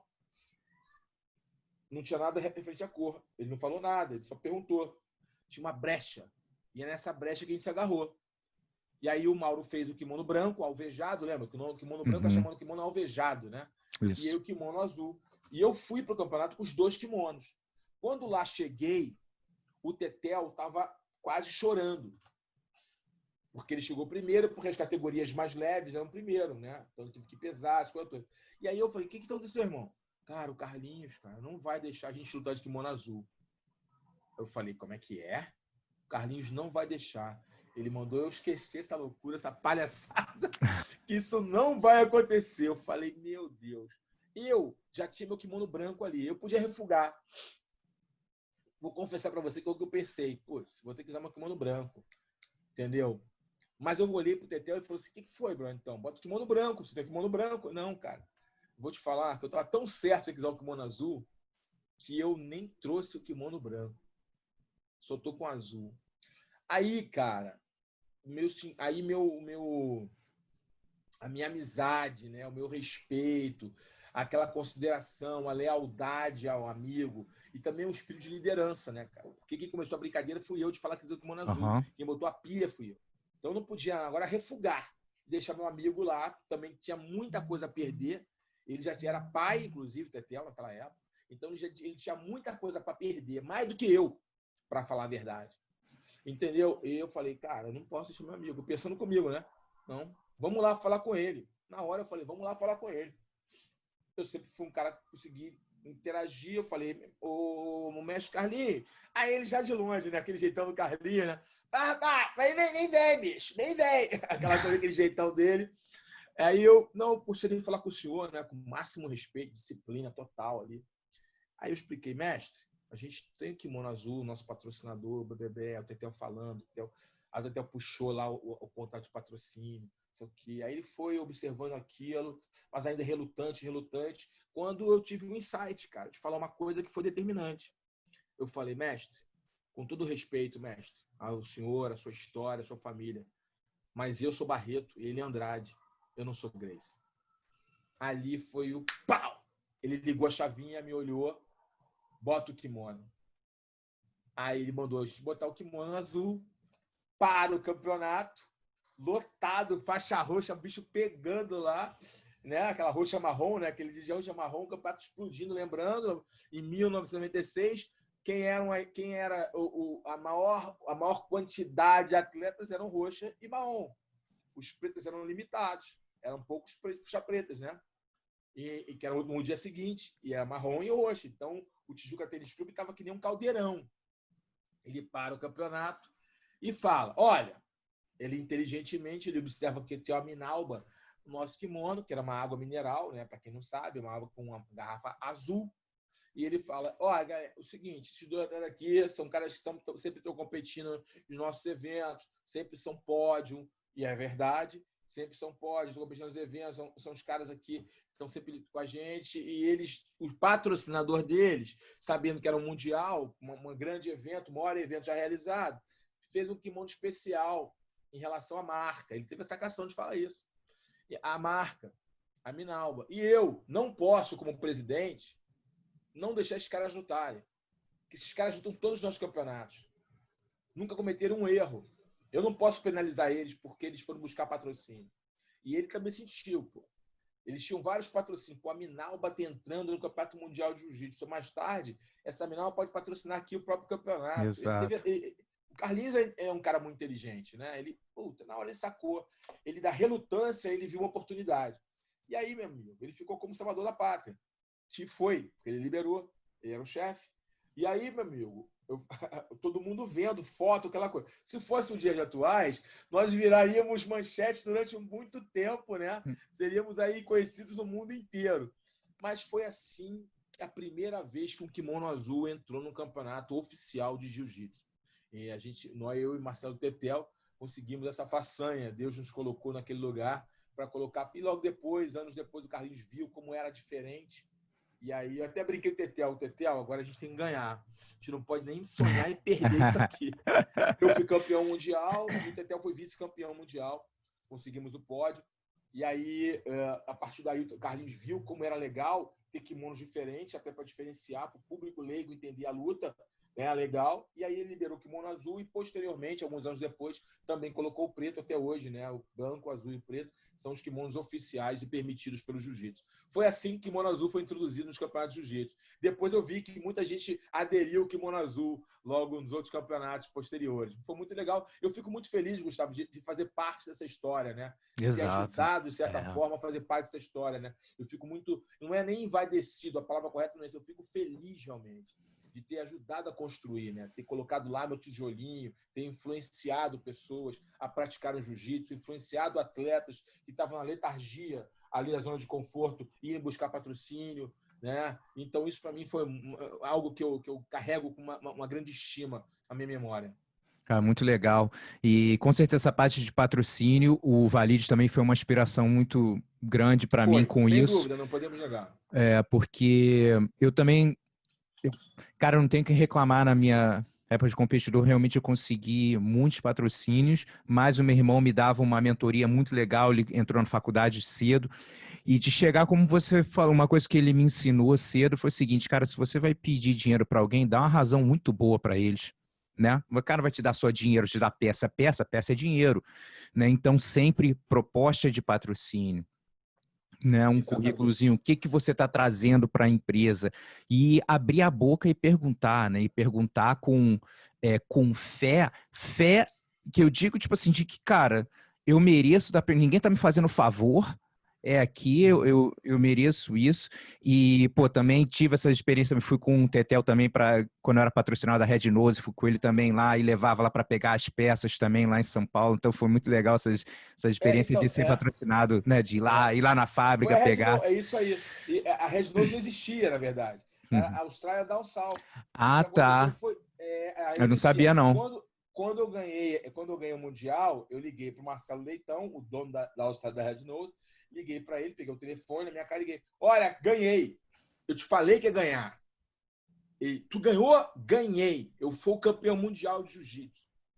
Aí ele, pô, tem foto? Tenho. Pô, tem tudo aí, medalha? Tenho. Seguinte, presta atenção. Amanhã vai te ligar a secretária tal, vai ligar para tua casa, meu telefone aqui. Então, vai ligar para você para mandar a passagem aérea, para você vir aqui para São Paulo. Eu quero falar muito com você. Você vai lutar Vale Tudo mesmo? Vou. Quero falar muito com você. Aí me deu 3, 4 dias, ligou a secretária para minha casa. Olha, tudo bem? A gente tem que receber teus dados para mandar a passagem aérea para você vir para São Paulo. Aí ele pegou, mandou, nós fomos para São Paulo, cheguei em São Paulo, ele pegou a medalha, tirou foto, kimono azul, legal pra caramba, mas eu quero sentar com você aqui na sala. Muito legal, vou patrocinar vocês, mas você, Carlão, eu quero conversar com você em particular. Você entrou na sala comigo e falou assim, para o seguinte, voltar Vale Tudo? Vou. Pô, cara, você é um cara de muita atitude, e é essa atitude que eu quero para minha marca.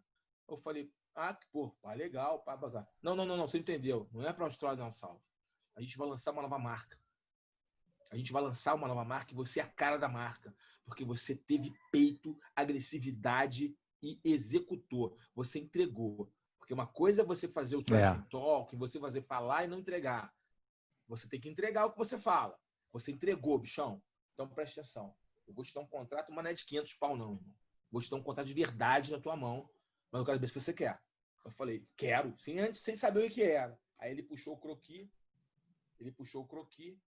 e tava lá o Pitbull Red Nose. Essa vai ser a nova marca da nós. A gente vai tirar o Australian South, colocar só no surf e vamos lançar uma nova marca chamada Red Nose. E você vai ser nosso grande propaganda. E assim foi. Muito E aí eu fui irado. o primeiro atleta patrocinado para a Red Nose. E aí eu lutei, eu fui pro Vale Tudo com a marca Red Nose e comecei a testar os produtos Red Nose. E aí depois a gente abriu a equipe, e aí veio o Zé Mário, veio o Pedro Rizzo, veio uma galera do Jiu-Jitsu, veio todo mundo. Mas foi a partir daquela minha atitude é que ele teve a certeza que a luta Exato. poderia ser para ele uma ferramenta de vender a marca, vender uma ideia de determinação, uma ideia de superação, porque o surf não tem esse visual.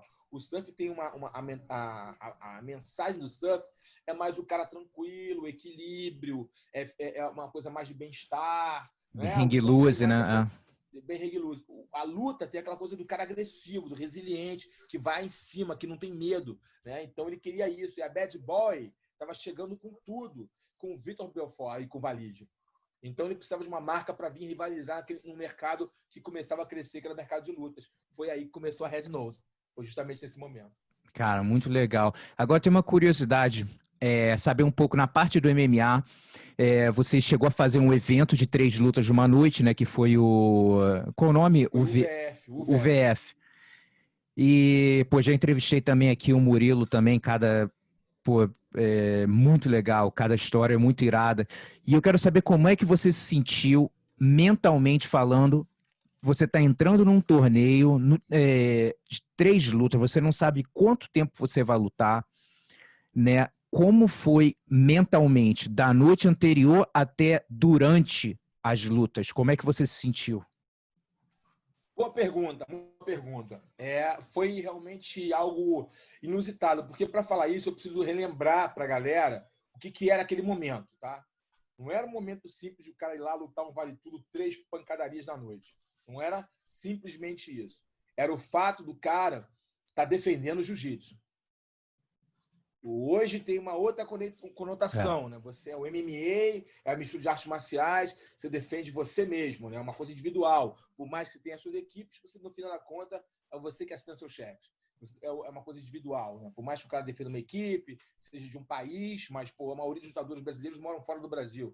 Então, né, bebem da fonte americana, mas então, são brasileiros, lógico, são brasileiros, sempre serão. Mas a verdade é que ele defende ele. Defende a família dele, defende o trabalho dele. É outra história. Naquela época não era assim. Era um confronto de artes marciais, a coisa estava surgindo ainda, era uma briga organizada, vamos ser sinceros, vamos usar o português limpo e claro, uma briga organizada, porque eram regras muito abertas. E eu fui escolhido como um representante no momento que o wrestling, a luta olímpica americana, estava ganhando os caras do jiu-jitsu, estava neutralizando a nossa técnica, neutralizando nossa habilidade técnica. Né? No caso, o Mark Kerr vencendo o Fábio Gurgel, o Murilo fazendo uma luta de 50 minutos, 40 minutos contra o Tom Erickson. Né? Foi empate, mas o Murilo saiu muito machucado, então visualmente o Murilo perdeu aquela luta, né? Se você olhar visualmente, apesar de o Murilo, para minha opinião, ter vencido no que tange, que a regra foi mudada no meio da luta, né? Eram tantos minutos, foi aumentada porque o Tom Erickson não conseguia neutralizar o Murilo, mesmo tendo 2 metros de altura e sendo tantos quilos. O Murilo com técnica, com perícia, com visão, com inteligência, conseguiu equilibrar as forças, mas chegou um momento que a força física fez a diferença e o cara conseguiu machucar o Murilo, na verdade, mas o tempo acabou, né? E a luta foi declarada empate. Foi uma grande vitória pessoal do Murilo. Mas, de qualquer forma, o wrestling, eles falavam, tá vendo? Mesmo com muito tempo, a gente consegue ganhar, porque nós somos fortes, conseguimos machucar. E eles falavam isso, a gente não tinha tanta facilidade de informação, mas existiam as revistas na época que saíam, a gente ouvia, a gente estava sempre nos Estados Unidos viajando, e eu via isso. dos wrestlers, né? Que eles eram mais fortes, que aprenderam a defender a guarda, que o Royce mesmo não conseguia mais vencer porque os caras entenderam o que era do negócio do jiu-jitsu. E essa carga foi pesada. Eu fui para os Estados Unidos para treinar e o Vitor lutou no Ultimate, mas não ganhou em pé. Não ganhou no chão. O Vitor era do jiu-jitsu, mas ganhou no boxe. Ele tinha uma habilidade natural para o boxe, era muito bom do boxe. Ele ganhou no boxe, ele não ganhou no chão. E isso estava marcado no imaginário de todos. Então, quando veio o evento para cá, o mestre João Alberto Barreto e a equipe fez esse UVF, que era o evento Brasil-Japão, né? O evento Brasil-Japão, o que aconteceu? Eu recebi a incumbência de defender a honra do jiu-jitsu, cara. Então, eu estava defendendo ali não só o Carlão Barreto, não, eu era o último a defesa. Eu estava defendendo primeiramente a dinastia do jiu-jitsu, segundo a dinastia Carson Gracie, entendeu? Então, e a família Gracie, tudo que eles faziam. Na verdade, eu me senti dessa forma. E ali me deu a certeza da minha missão. Então, obviamente que durante o processo de treinamento, o processo de evolução, o processo de crescimento, foi muito pesado para mim, porque eu tive uma pressão de ganhar, cara. E o Kevin Hanneman já tinha vindo ao Brasil e vencido um torneio de 3 lutas. Já tinha vencido o torneio. Então, ele tinha vindo ao Brasil, vencido e falado que não tinha brasileiro de jiu-jitsu nenhum para eles. Já tinha o fato do Fábio Gurgel ter perdido para o Mark Kerr. Já tinha o fato do Murilo ter tido aquela luta antológica com o Tom Erickson. E, obviamente, o wrestling estava ganhando força no UFC. Né? Com o Mark Coleman, enfim, com o Don Fry, os caras do wrestling ganhando força e nome e moral. Então, para mim, teve uma pressão adicional de defender o jiu-jitsu na terra do jiu-jitsu, que é do Rio de Janeiro.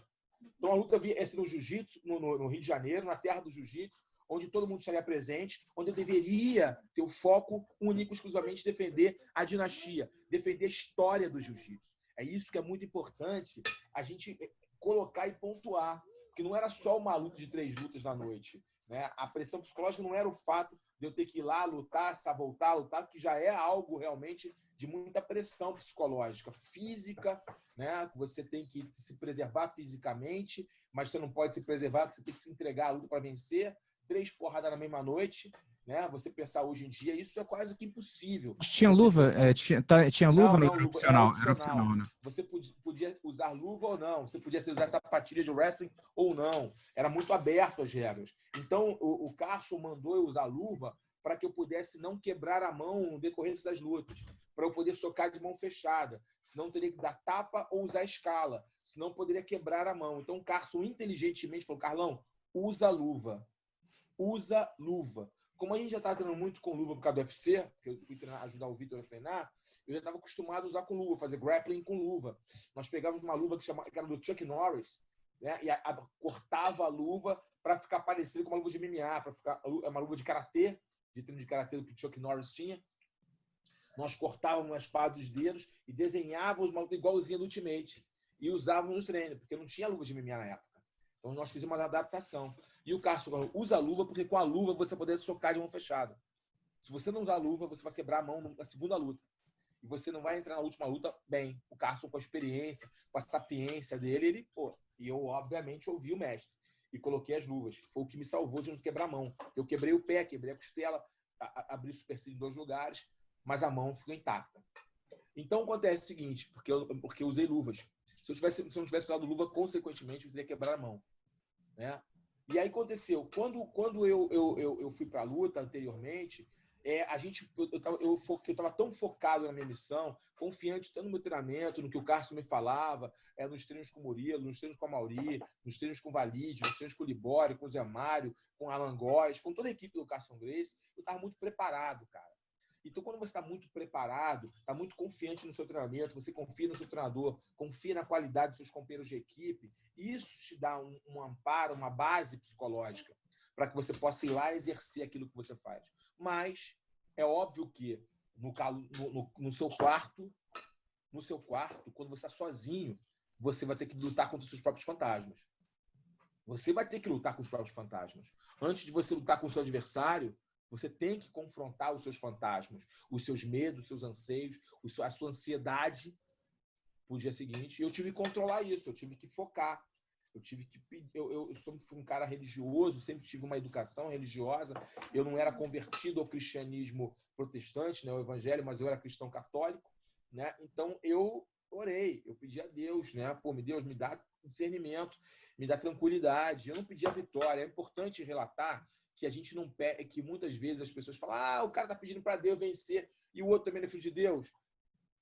A pessoa, quando tem o real significado da palavra Deus, da bondade, da benignidade, da graça de Deus, o real significado do cristianismo, ele entende que ele não pede para vencer, para destruir, ele pede para que tudo aquilo que ele treinou se faça presente naquela noite. E se ele for real merecedor, que ele obtenha a vitória. Isso mesmo. É isso. Então eu tinha esse pensamento, cara. Eu tinha isso muito, muito forte na minha mente. Eu treinei tanto, eu me dediquei tanto, eu abdiquei de tudo, eu treinava 3 vezes por dia. Eu fiz coisas que eu não fazia, de preparação, de parte terapêutica, fisioterapia, tudo eu fiz. Eu não errei nada. Eu não comi uma bala. Eu sempre fui um cara glutão. Sempre gostei de comer. Eu sempre tinha uma dificuldade na parte nutricional. Mas não, eu fiz tudo certinho. Porque eu sabia da importância da minha vitória. Eu sabia que a minha vitória ia impactar o jiu-jitsu. E eu estava lutando no Rio de Janeiro. Eu não podia perder em casa, cara. Então, e se eu perdesse, eu tinha que perder como um verdadeiro samurai. Uhum. Eu tinha que perder de pé. Eu não podia perder me arrastando. Então, eu fui com essa linha de pensamento. Então, o que eu fiz, cara, foi muito legal. No dia anterior, eu entrei no processo de mentalização muito forte. Eu me isolei, mentalização muito forte. E aí, antes da luta, nós fomos para a casa do Valide. Né? Para a casa do Valide. Lá na casa do Valide, a gente fez um outro processo de mentalização. E dali a gente fez um processo, uma pré-leção do que eu tinha treinado, e eu mentalizei aquilo. Eu comecei a fazer parte de meditação transcendental, de respiração ali, e fui para o ginásio ciente, confiante que eu ia vencer. Então, isso foi muito importante, essa preparação. Então, o atleta tem que tomar muito cuidado como ele se prepara antes de uma competição. Porque se ele negligenciar alguma coisa, se houver uma negligência no processo, porque o mais importante, Gustavo, é o processo. É o processo de construção da vitória. Quando você tem um processo, quando você respeita os processos, as coisas vão se encaixando. O problema é quando os caras não respeitam o processo e querem a vitória. Acham que a vitória ela está só ligada ao dia da luta, ao dia da competição. Seja no MMA, seja no jiu-jitsu, seja no judô, no karatê, o que for. Não é. É o processo diário, o treinamento, o respeito à alimentação, o respeito à parte mental, ao trabalho mental, a você ter uma fluidez, um entendimento real de tudo que implica ao teu redor. Não só você como centro do mundo, não. Você faz parte de um sistema. Você tem que respeitar isso, sua limitação do outro. Sabe por quê? Porque eu já vi muitas vezes, você tem certeza que viu isso pela sua experiência, o cara está tão individualista na época da competição que ele esquece de ajudar o companheiro do treino dele. Que ele só quer para ele: venha a nós, venha a nós, venha a nós, vosso reino, nada. Ele quer treinar com o cara, mas não quer entregar nada para o cara. E é importante isso durante o processo, você entregar algo também, porque essa entrega é aprendizado. E então, tudo isso é importante quando você realmente estrutura a competição, quando você faz seu camp, quando você vai se preparando para chegar ao dia D. E isso eu fiz, cara, graças a Deus, com uma equipe muito coesa e com o mestre, que tinha todas as respostas para as minhas perguntas. Isso é muito importante, o mestre preparado para me dar as respostas.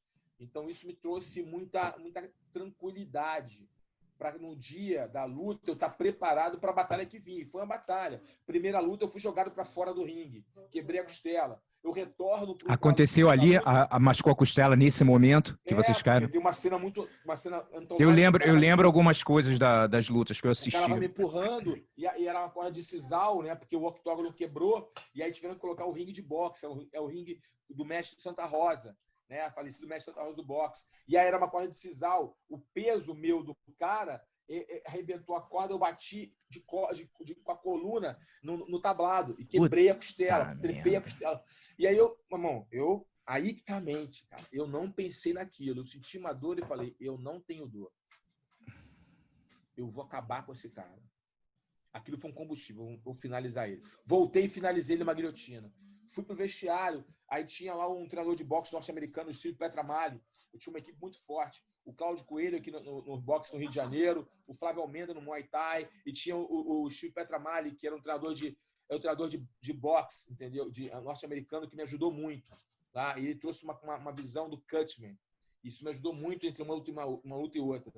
E aí me ajudou, e aí ele me curou minha costela, aí ele, pô, cuidado, calma, respira, foi muito bom para mim.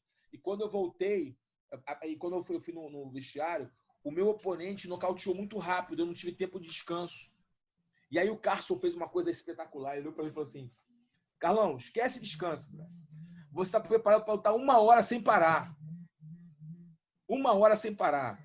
Não vai ser o descanso. Esquece isso. Esquece a dor. A glória ao final da batalha vai ser muito maior, bichão. Você é o melhor, vai para lá. E essas palavras de incentivo entraram em mim como remédio, entendeu? Como uma cura imediata para as dores. E eu voltei para o segundo round, mas eu voltei um pouco letárgico, porque eu não tive como aquecer muito o cara costela. E aí eu tomei um knockdown preciso. Eu lembro. Quase apaguei. E ali eu tomei aquele knockdown e eu tomei vários socos na cabeça em sequência. Quando eu tomei vários socos em sequência na cabeça, o que aconteceu? Ele me acordou. Na ânsia de terminar a luta, ele me acordou. E aí eu usei o jiu-jitsu puro, porque eu não estava enxergando. Eu estava vendo 3 caras à minha frente. E aí eu, com tato, velho. Com tato, eu li o corpo dele e consegui finalizar ele no triângulo. Só que lembrando por que eu consegui fazer isso? Pelo treinamento, porque eu lembro que o Rickson fazia um treinamento que ele botava venda no rosto. Você lembra disso? Uhum. Ele começou a fazer um treinamento com venda no rosto. E eu fiquei, cara, se o Rickson faz é bom. E eu comecei a treinar com meus amigos, muitas vezes com venda no rosto. Com a venda, não conseguia, só o tato. Né? Aí eu falei assim, é a sensação que o cara que é cego, né, tem, né, de trabalhar o tato. E aí eu falei, cara, isso me ajudou muito, porque sem enxergar direito o meu adversário, só tateando ele, eu consegui enxergar o triângulo, consegui encaixar. E a partir daí, abri a minha vitória. Fui para a última luta contra o Kevin Randleman. Estava desgastado, porque também fez uma lutas longas, né? Por não ser um finalizador, ele só conseguia nocautear através do ground and pound. Ele se desgastou muito nas lutas dele. Para ganhar, ele teve que bater muito. E o Benezer, o Sukata, caras muito aguerridos, muito determinados, conseguiram resistir muito até onde podiam. E conseguiram desgastar ele. Então teve um equilíbrio. Que talvez se ele tivesse vencido, se ele soubesse finalizar, tivesse vencido os caras com facilidade, ele teria uma vantagem muito grande na final, porque eu estava todo quebrado. Eu estava com o supercílio aberto, eu estava com a costela quebrada, eu estava machucado. Então, talvez, mas como ele também teve o desgaste não de machucado, mas de cansaço, isso equilibrou as forças para chegar na final, ambos chegarem em igualdade de condições na final. E a final foi cerebral, porque o Carlão não se desgasta, luta com ele, luta em pé. Você é maior do que ele, usa envergadura, trabalha. Ele não é um cara bom boxeador, isso é rápido, mas vai e trabalha. E aí fui trabalhando. Quando a luta foi se aproximando no minuto 20, se eu não me engano, 18, 20, o Carson falou, Carlão, chegou a hora, Carlão. Puxa para a guarda e pega. Aquilo foi uma mensagem de ataque. Foi a mensagem condicionada que o mestre dá quando o aluno está preparado. O treinador dá quando o seu atleta está pronto. Ataca. E aí que eu fiz? Eu puxei para a guarda, sabendo da minha maior envergadura.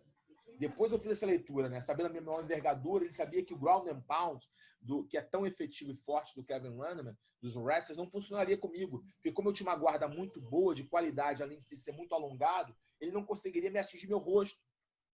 Ele ia se perder. E quando ele se perdesse na busca de bater no meu rosto, ele ia me entregar alguma coisa, um braço, um triângulo, alguma coisa, ou até uma raspagem, uma ida para as costas. E foi isso que ele entregou. Ele entregou querendo me bater, desesperado para acabar a luta, para me machucar, porque ele não entendeu o cara puxar para a guarda. Esse cara é maluco. Eu sou um terror do ground and pound, vou machucar ele. Mas ele não percebeu que o fato de eu ser muito grande acabava com essa vantagem dele. E foi quando ele me deu o triângulo, eu consegui encaixar o triângulo, nem estava tão encaixado, mas ele estava muito desgastado e a pressão das minhas pernas era muito forte. Eu tinha pernas muito fortes, a pressão da minha perna, eu fiz uma pressão muito forte com a perna, além do desgaste físico dele, ele desfaleceu quando o árbitro interrompeu e a luta foi dada como encerrada e eu venci o confronto. E o jiu-jitsu inteiro em polvorosa, o ringue foi invadido pela galera do jiu-jitsu, seja Gracie Barra, seja Master, seja Aliança, seja o que for, seja Nova União, foi todo mundo junto, até os da luta livre entraram para me abraçar. entendeu? Então, ali foi um momento único que eu não lutei pelo Carlão, eu não lutei pela academia do Carson, eu lutei pelo jiu-jitsu. Então, a pressão existiu, mas eu soube controlá-la, porque eu tinha certeza que eu estava fazendo a coisa certa e que eu era a escolha certa para aquela função. Cara, muito irado. E é legal de ver, como você falou, você fez parte do crescimento do jiu-jitsu, teve a sua influência no pano, no MMA brasileiro e agora numa nova fase com a Confederação Brasileira de MMA Desportivo, que você faz parte também, né? Então fala um pouquinho a respeito desse projeto aí. Sim, sem dúvida. Eu sempre senti necessidade de entregar algo de volta para o MMA.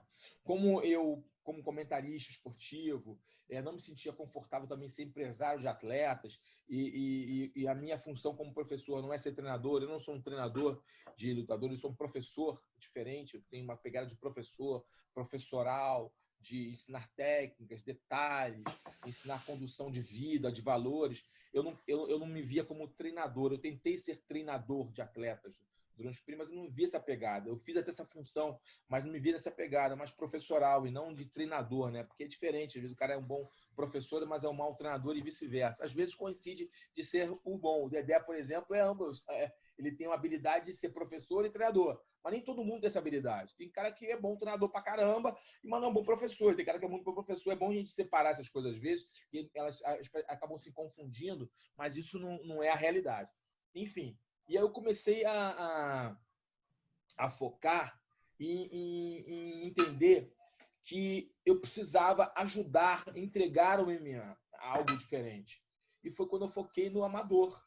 Eu falei, cara, o nosso MMA ele começou com uma pirâmide inversa.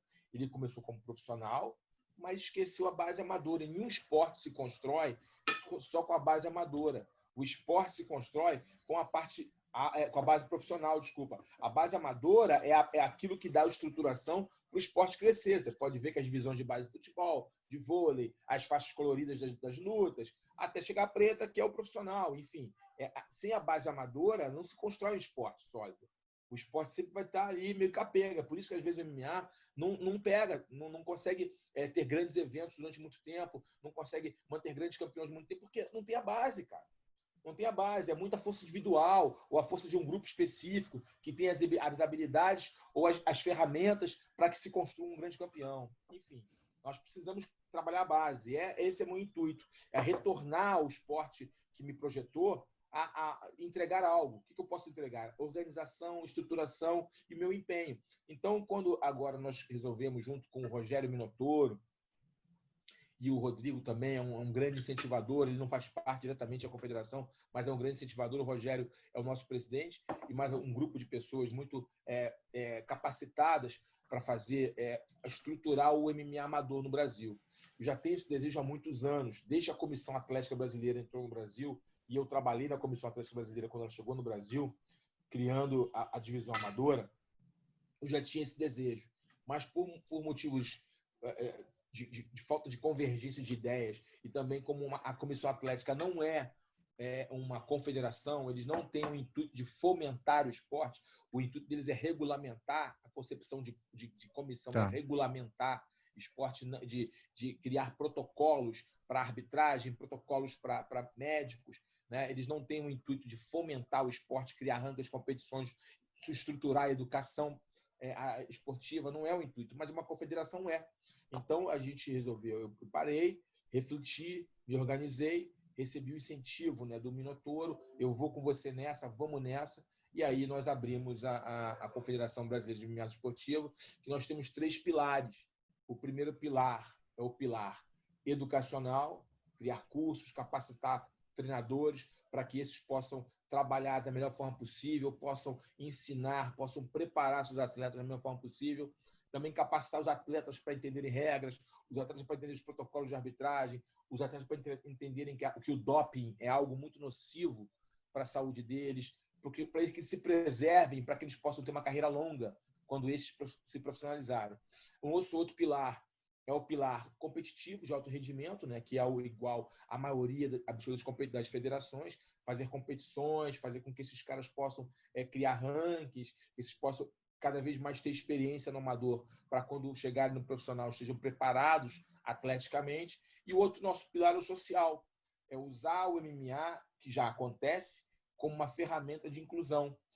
Trazer pessoas que não tenham condições de de treinar uma equipe, que essas pessoas possam, né, usar o MMA como uma ferramenta de transformação pessoal, de ascensão social e de inclusão, né? Abraçando projetos sociais. Esses são os nossos objetivos. Esse ano vai ser um ano crucial para a gente nessa formatação. Mas, infelizmente, o mundo ficou de cabeça para baixo devido à pandemia. Então, a gente está se reorganizando para 2021. Vimos aí trabalhando esses 3 pilares da melhor forma possível. Excelente. E para o pessoal, a gente está chegando no final da entrevista, o pessoal que está assistindo aí no YouTube, dá uma curtida, compartilha também aí, assina o canal, no Spotify também. Então, passa esse áudio para frente. Então, é o seguinte, Carlão, qual foi uma das maiores lições, cara, que você tirou da sua vida como competidor, que você leva para o seu dia a dia, de como você vive a sua vida pessoal, que você passa, né, para a sua família? Qual foi uma das maiores lições que você tirou da competição? Uma das maiores, graças a Deus, eu tive a mente aberta desde o início para aprender com o esporte, né? Como eu falei lá atrás, você quando perde, você ganha. Ganha no sentido que você aprende. Quando você aprende, você está ganhando algo. Então, eu sempre tive muito a mente aberta para aprender. Então, algo muito importante, mas especificamente falando, algo que as competições que me trouxe, né? Que foi me alimentando, me construindo como pessoa, foi a resiliência. Foi mesmo nas dificuldades, eu descobri saídas para me reinventar e melhorar e evoluir. Foi o fato de, mesmo caindo, eu entender que eu tenho que ter a vontade, o desejo de me recolocar, de entender que eu tenho que reagir rápido às adversidades, reagir rápido a qualquer tipo de escorregão que eu possa ter no decorrer do caminho. E essa resiliência só vai ter êxito, né? Esse retorno rápido e buscando evolução contínua, se eu respeitar cada momento da minha vida, se eu respeitar os processos de crescimento da minha vida. Eu não posso atropelar etapas. Eu tenho que andar conforme a vida vai me moldando, a vida vai me mostrando. Eu considero, né, aí uma visão mais espiritual, que Deus vai te mostrando o caminho que você tem que ir. Você tem que respeitar o tempo de Deus e a vontade de Deus na sua vida. Quando há esse respeito, esse entendimento, você fica livre de algo que é muito perigoso, que pode te levar a fazer um erro muito maior, que é a ansiedade. A ansiedade pode te levar a erros muito graves, que você vai ter depois de um grande trabalho, um retrabalho em fazer tudo aquilo de volta. Então, cuidado com a ansiedade. A ansiedade é um grande inimigo. Você tem que ter a disposição, a vontade, o desejo, mas respeitar o seu tempo e respeitar o tempo de Deus na sua vida. Caso você não tenha uma visão espiritual, caso você não tenha uma religião, respeita as coisas que estão ao seu redor, respeita o espaço alheio, respeita o tempo de aprendizado, respeita as pessoas que estão te passando e o tempo que elas têm para te dar, para elas passar algo. Então, o respeito ao tempo, entender que o tempo é algo muito valioso. Então, você tem que respeitar esse tempo. Como você respeita o tempo? Aproveitando cada momento, cada processo, cada etapa do crescimento. É isso que eu faço até hoje. Eu respeito o meu tempo. Então, meu tempo não é que ele vale a ouro. Meu tempo é minha vida. Se eu não respeitá-lo, se eu não procurar crescer em cada etapa, se eu não ouvir Deus e saber aquilo que Ele quer de mim, para que eu possa ter uma jornada mais saudável, posso dizer dessa forma, uma jornada mais de aprendizado, uma jornada mais frutífera, uma jornada melhor, eu vou acabar dando voltas. E aí a sua vida vira um ciclo vicioso. E a nossa vida tem que ter um ciclo virtuoso. Nós temos que buscar uma vida como um círculo virtuoso. Porque se ficamos ali brigando com o tempo, brigando com nós mesmos, brigando com a vida, ela vai virar um ciclo vicioso e vai acontecer uma coisa chamada frustração. E a frustração é muito ruim. Então, é isso que eu aprendi assim nas competições, né? Porque você cria toda uma expectativa da competição, do treinamento. E quando você obedece os processos de luta, você obedece pelo treinamento, respeita seus treinadores, entende o que você tem que fazer e faz aquilo que é proposto, você respeita o tempo de descanso, você vai respeitando os processos, vai respeitando o tempo. E quando é chegado o dia da luta, você está tão confortável, se sentindo tão bem, que a luta em si vira meio que quase que segundo plano. A luta em si, ela é uma consequência natural, ela é algo natural, ela não se torna um fardo. A luta não pode ser um fardo. Porque se a luta tiver um fardo na sua vida, é melhor não lutar. Verdade, cara, sensacional, Carlão. Muito obrigado, cara. Você tá aí hoje em dia o dia inteiro, meu irmão. É live, é Agora eu vou Zoom, correr agora, é vou correr agora para os alunos agora. o dia inteiro. Então, brigadão por disponibilizar esse seu tempo aí, compartilhar um pouquinho da tua história. A gente poderia ficar aqui muito tempo, então só um resuminho também. Sensacional. Até o pessoal quiser saber mais também. Você também foi no Marcelo Alonso, não foi Fui no no portal. Quiser portal? saber mais, eu estou Irado. sempre fazendo lives também. Vai lá no meu Instagram, fala comigo, a gente bate um papo. Eu estou sempre muito disponível para as pessoas, estou sempre muito disponível para conversar com as pessoas. Agora eu estou preparando aí um projeto muito legal, que eu quero passar um pouco do meu conhecimento, não o meu conhecimento técnico, né? Mas meu conhecimento de vida para outros professores, Boa. outras pessoas que almejam ser professores, serem líderes na sua vida. Não precisa ser líder para mandar, mas ser líder da sua própria vida. Isso é muito Isso mesmo. importante. Cara, muito Aí, legal. Gustavo, já te convido desde agora e em breve nós da Confederação fazemos muitos debates. Uhum. Né? Fizemos debate excepcional sobre arte marcial nas escolas, fizemos debate sobre a saúde dos atletas, parte do doping, lesões do esporte, debate sobre arbitragem, e a gente vai fazer um debate nesse campo psicológico, né? A psicologia esportiva. E você já está convidadíssimo para ser um dos debatedores. Eu vou alinhar ali com a equipe a data certinho, vou te passar, provavelmente no Show. próximo sábado, e eu vou te convidar para participar aí. Você é um cara que faz um trabalho bacana, muito bacana nessa parte, na questão mental do atleta. Você que foi um competidor, você que é um professor, tem muita experiência e essas experiências podem ensinar não só a mim, mas a muitas pessoas nesse debate. É um debate muito interessante e a gente vai ao nosso próximo tema, é psicologia no esporte. E a gente está mais convidado como os debatedores. Show. Brigadão, e galera, tamo junto. Valeu, galera. Um abraço. Deus abençoe vocês. Se mantenham sempre prontos para a luta. Sempre prontos para a luta.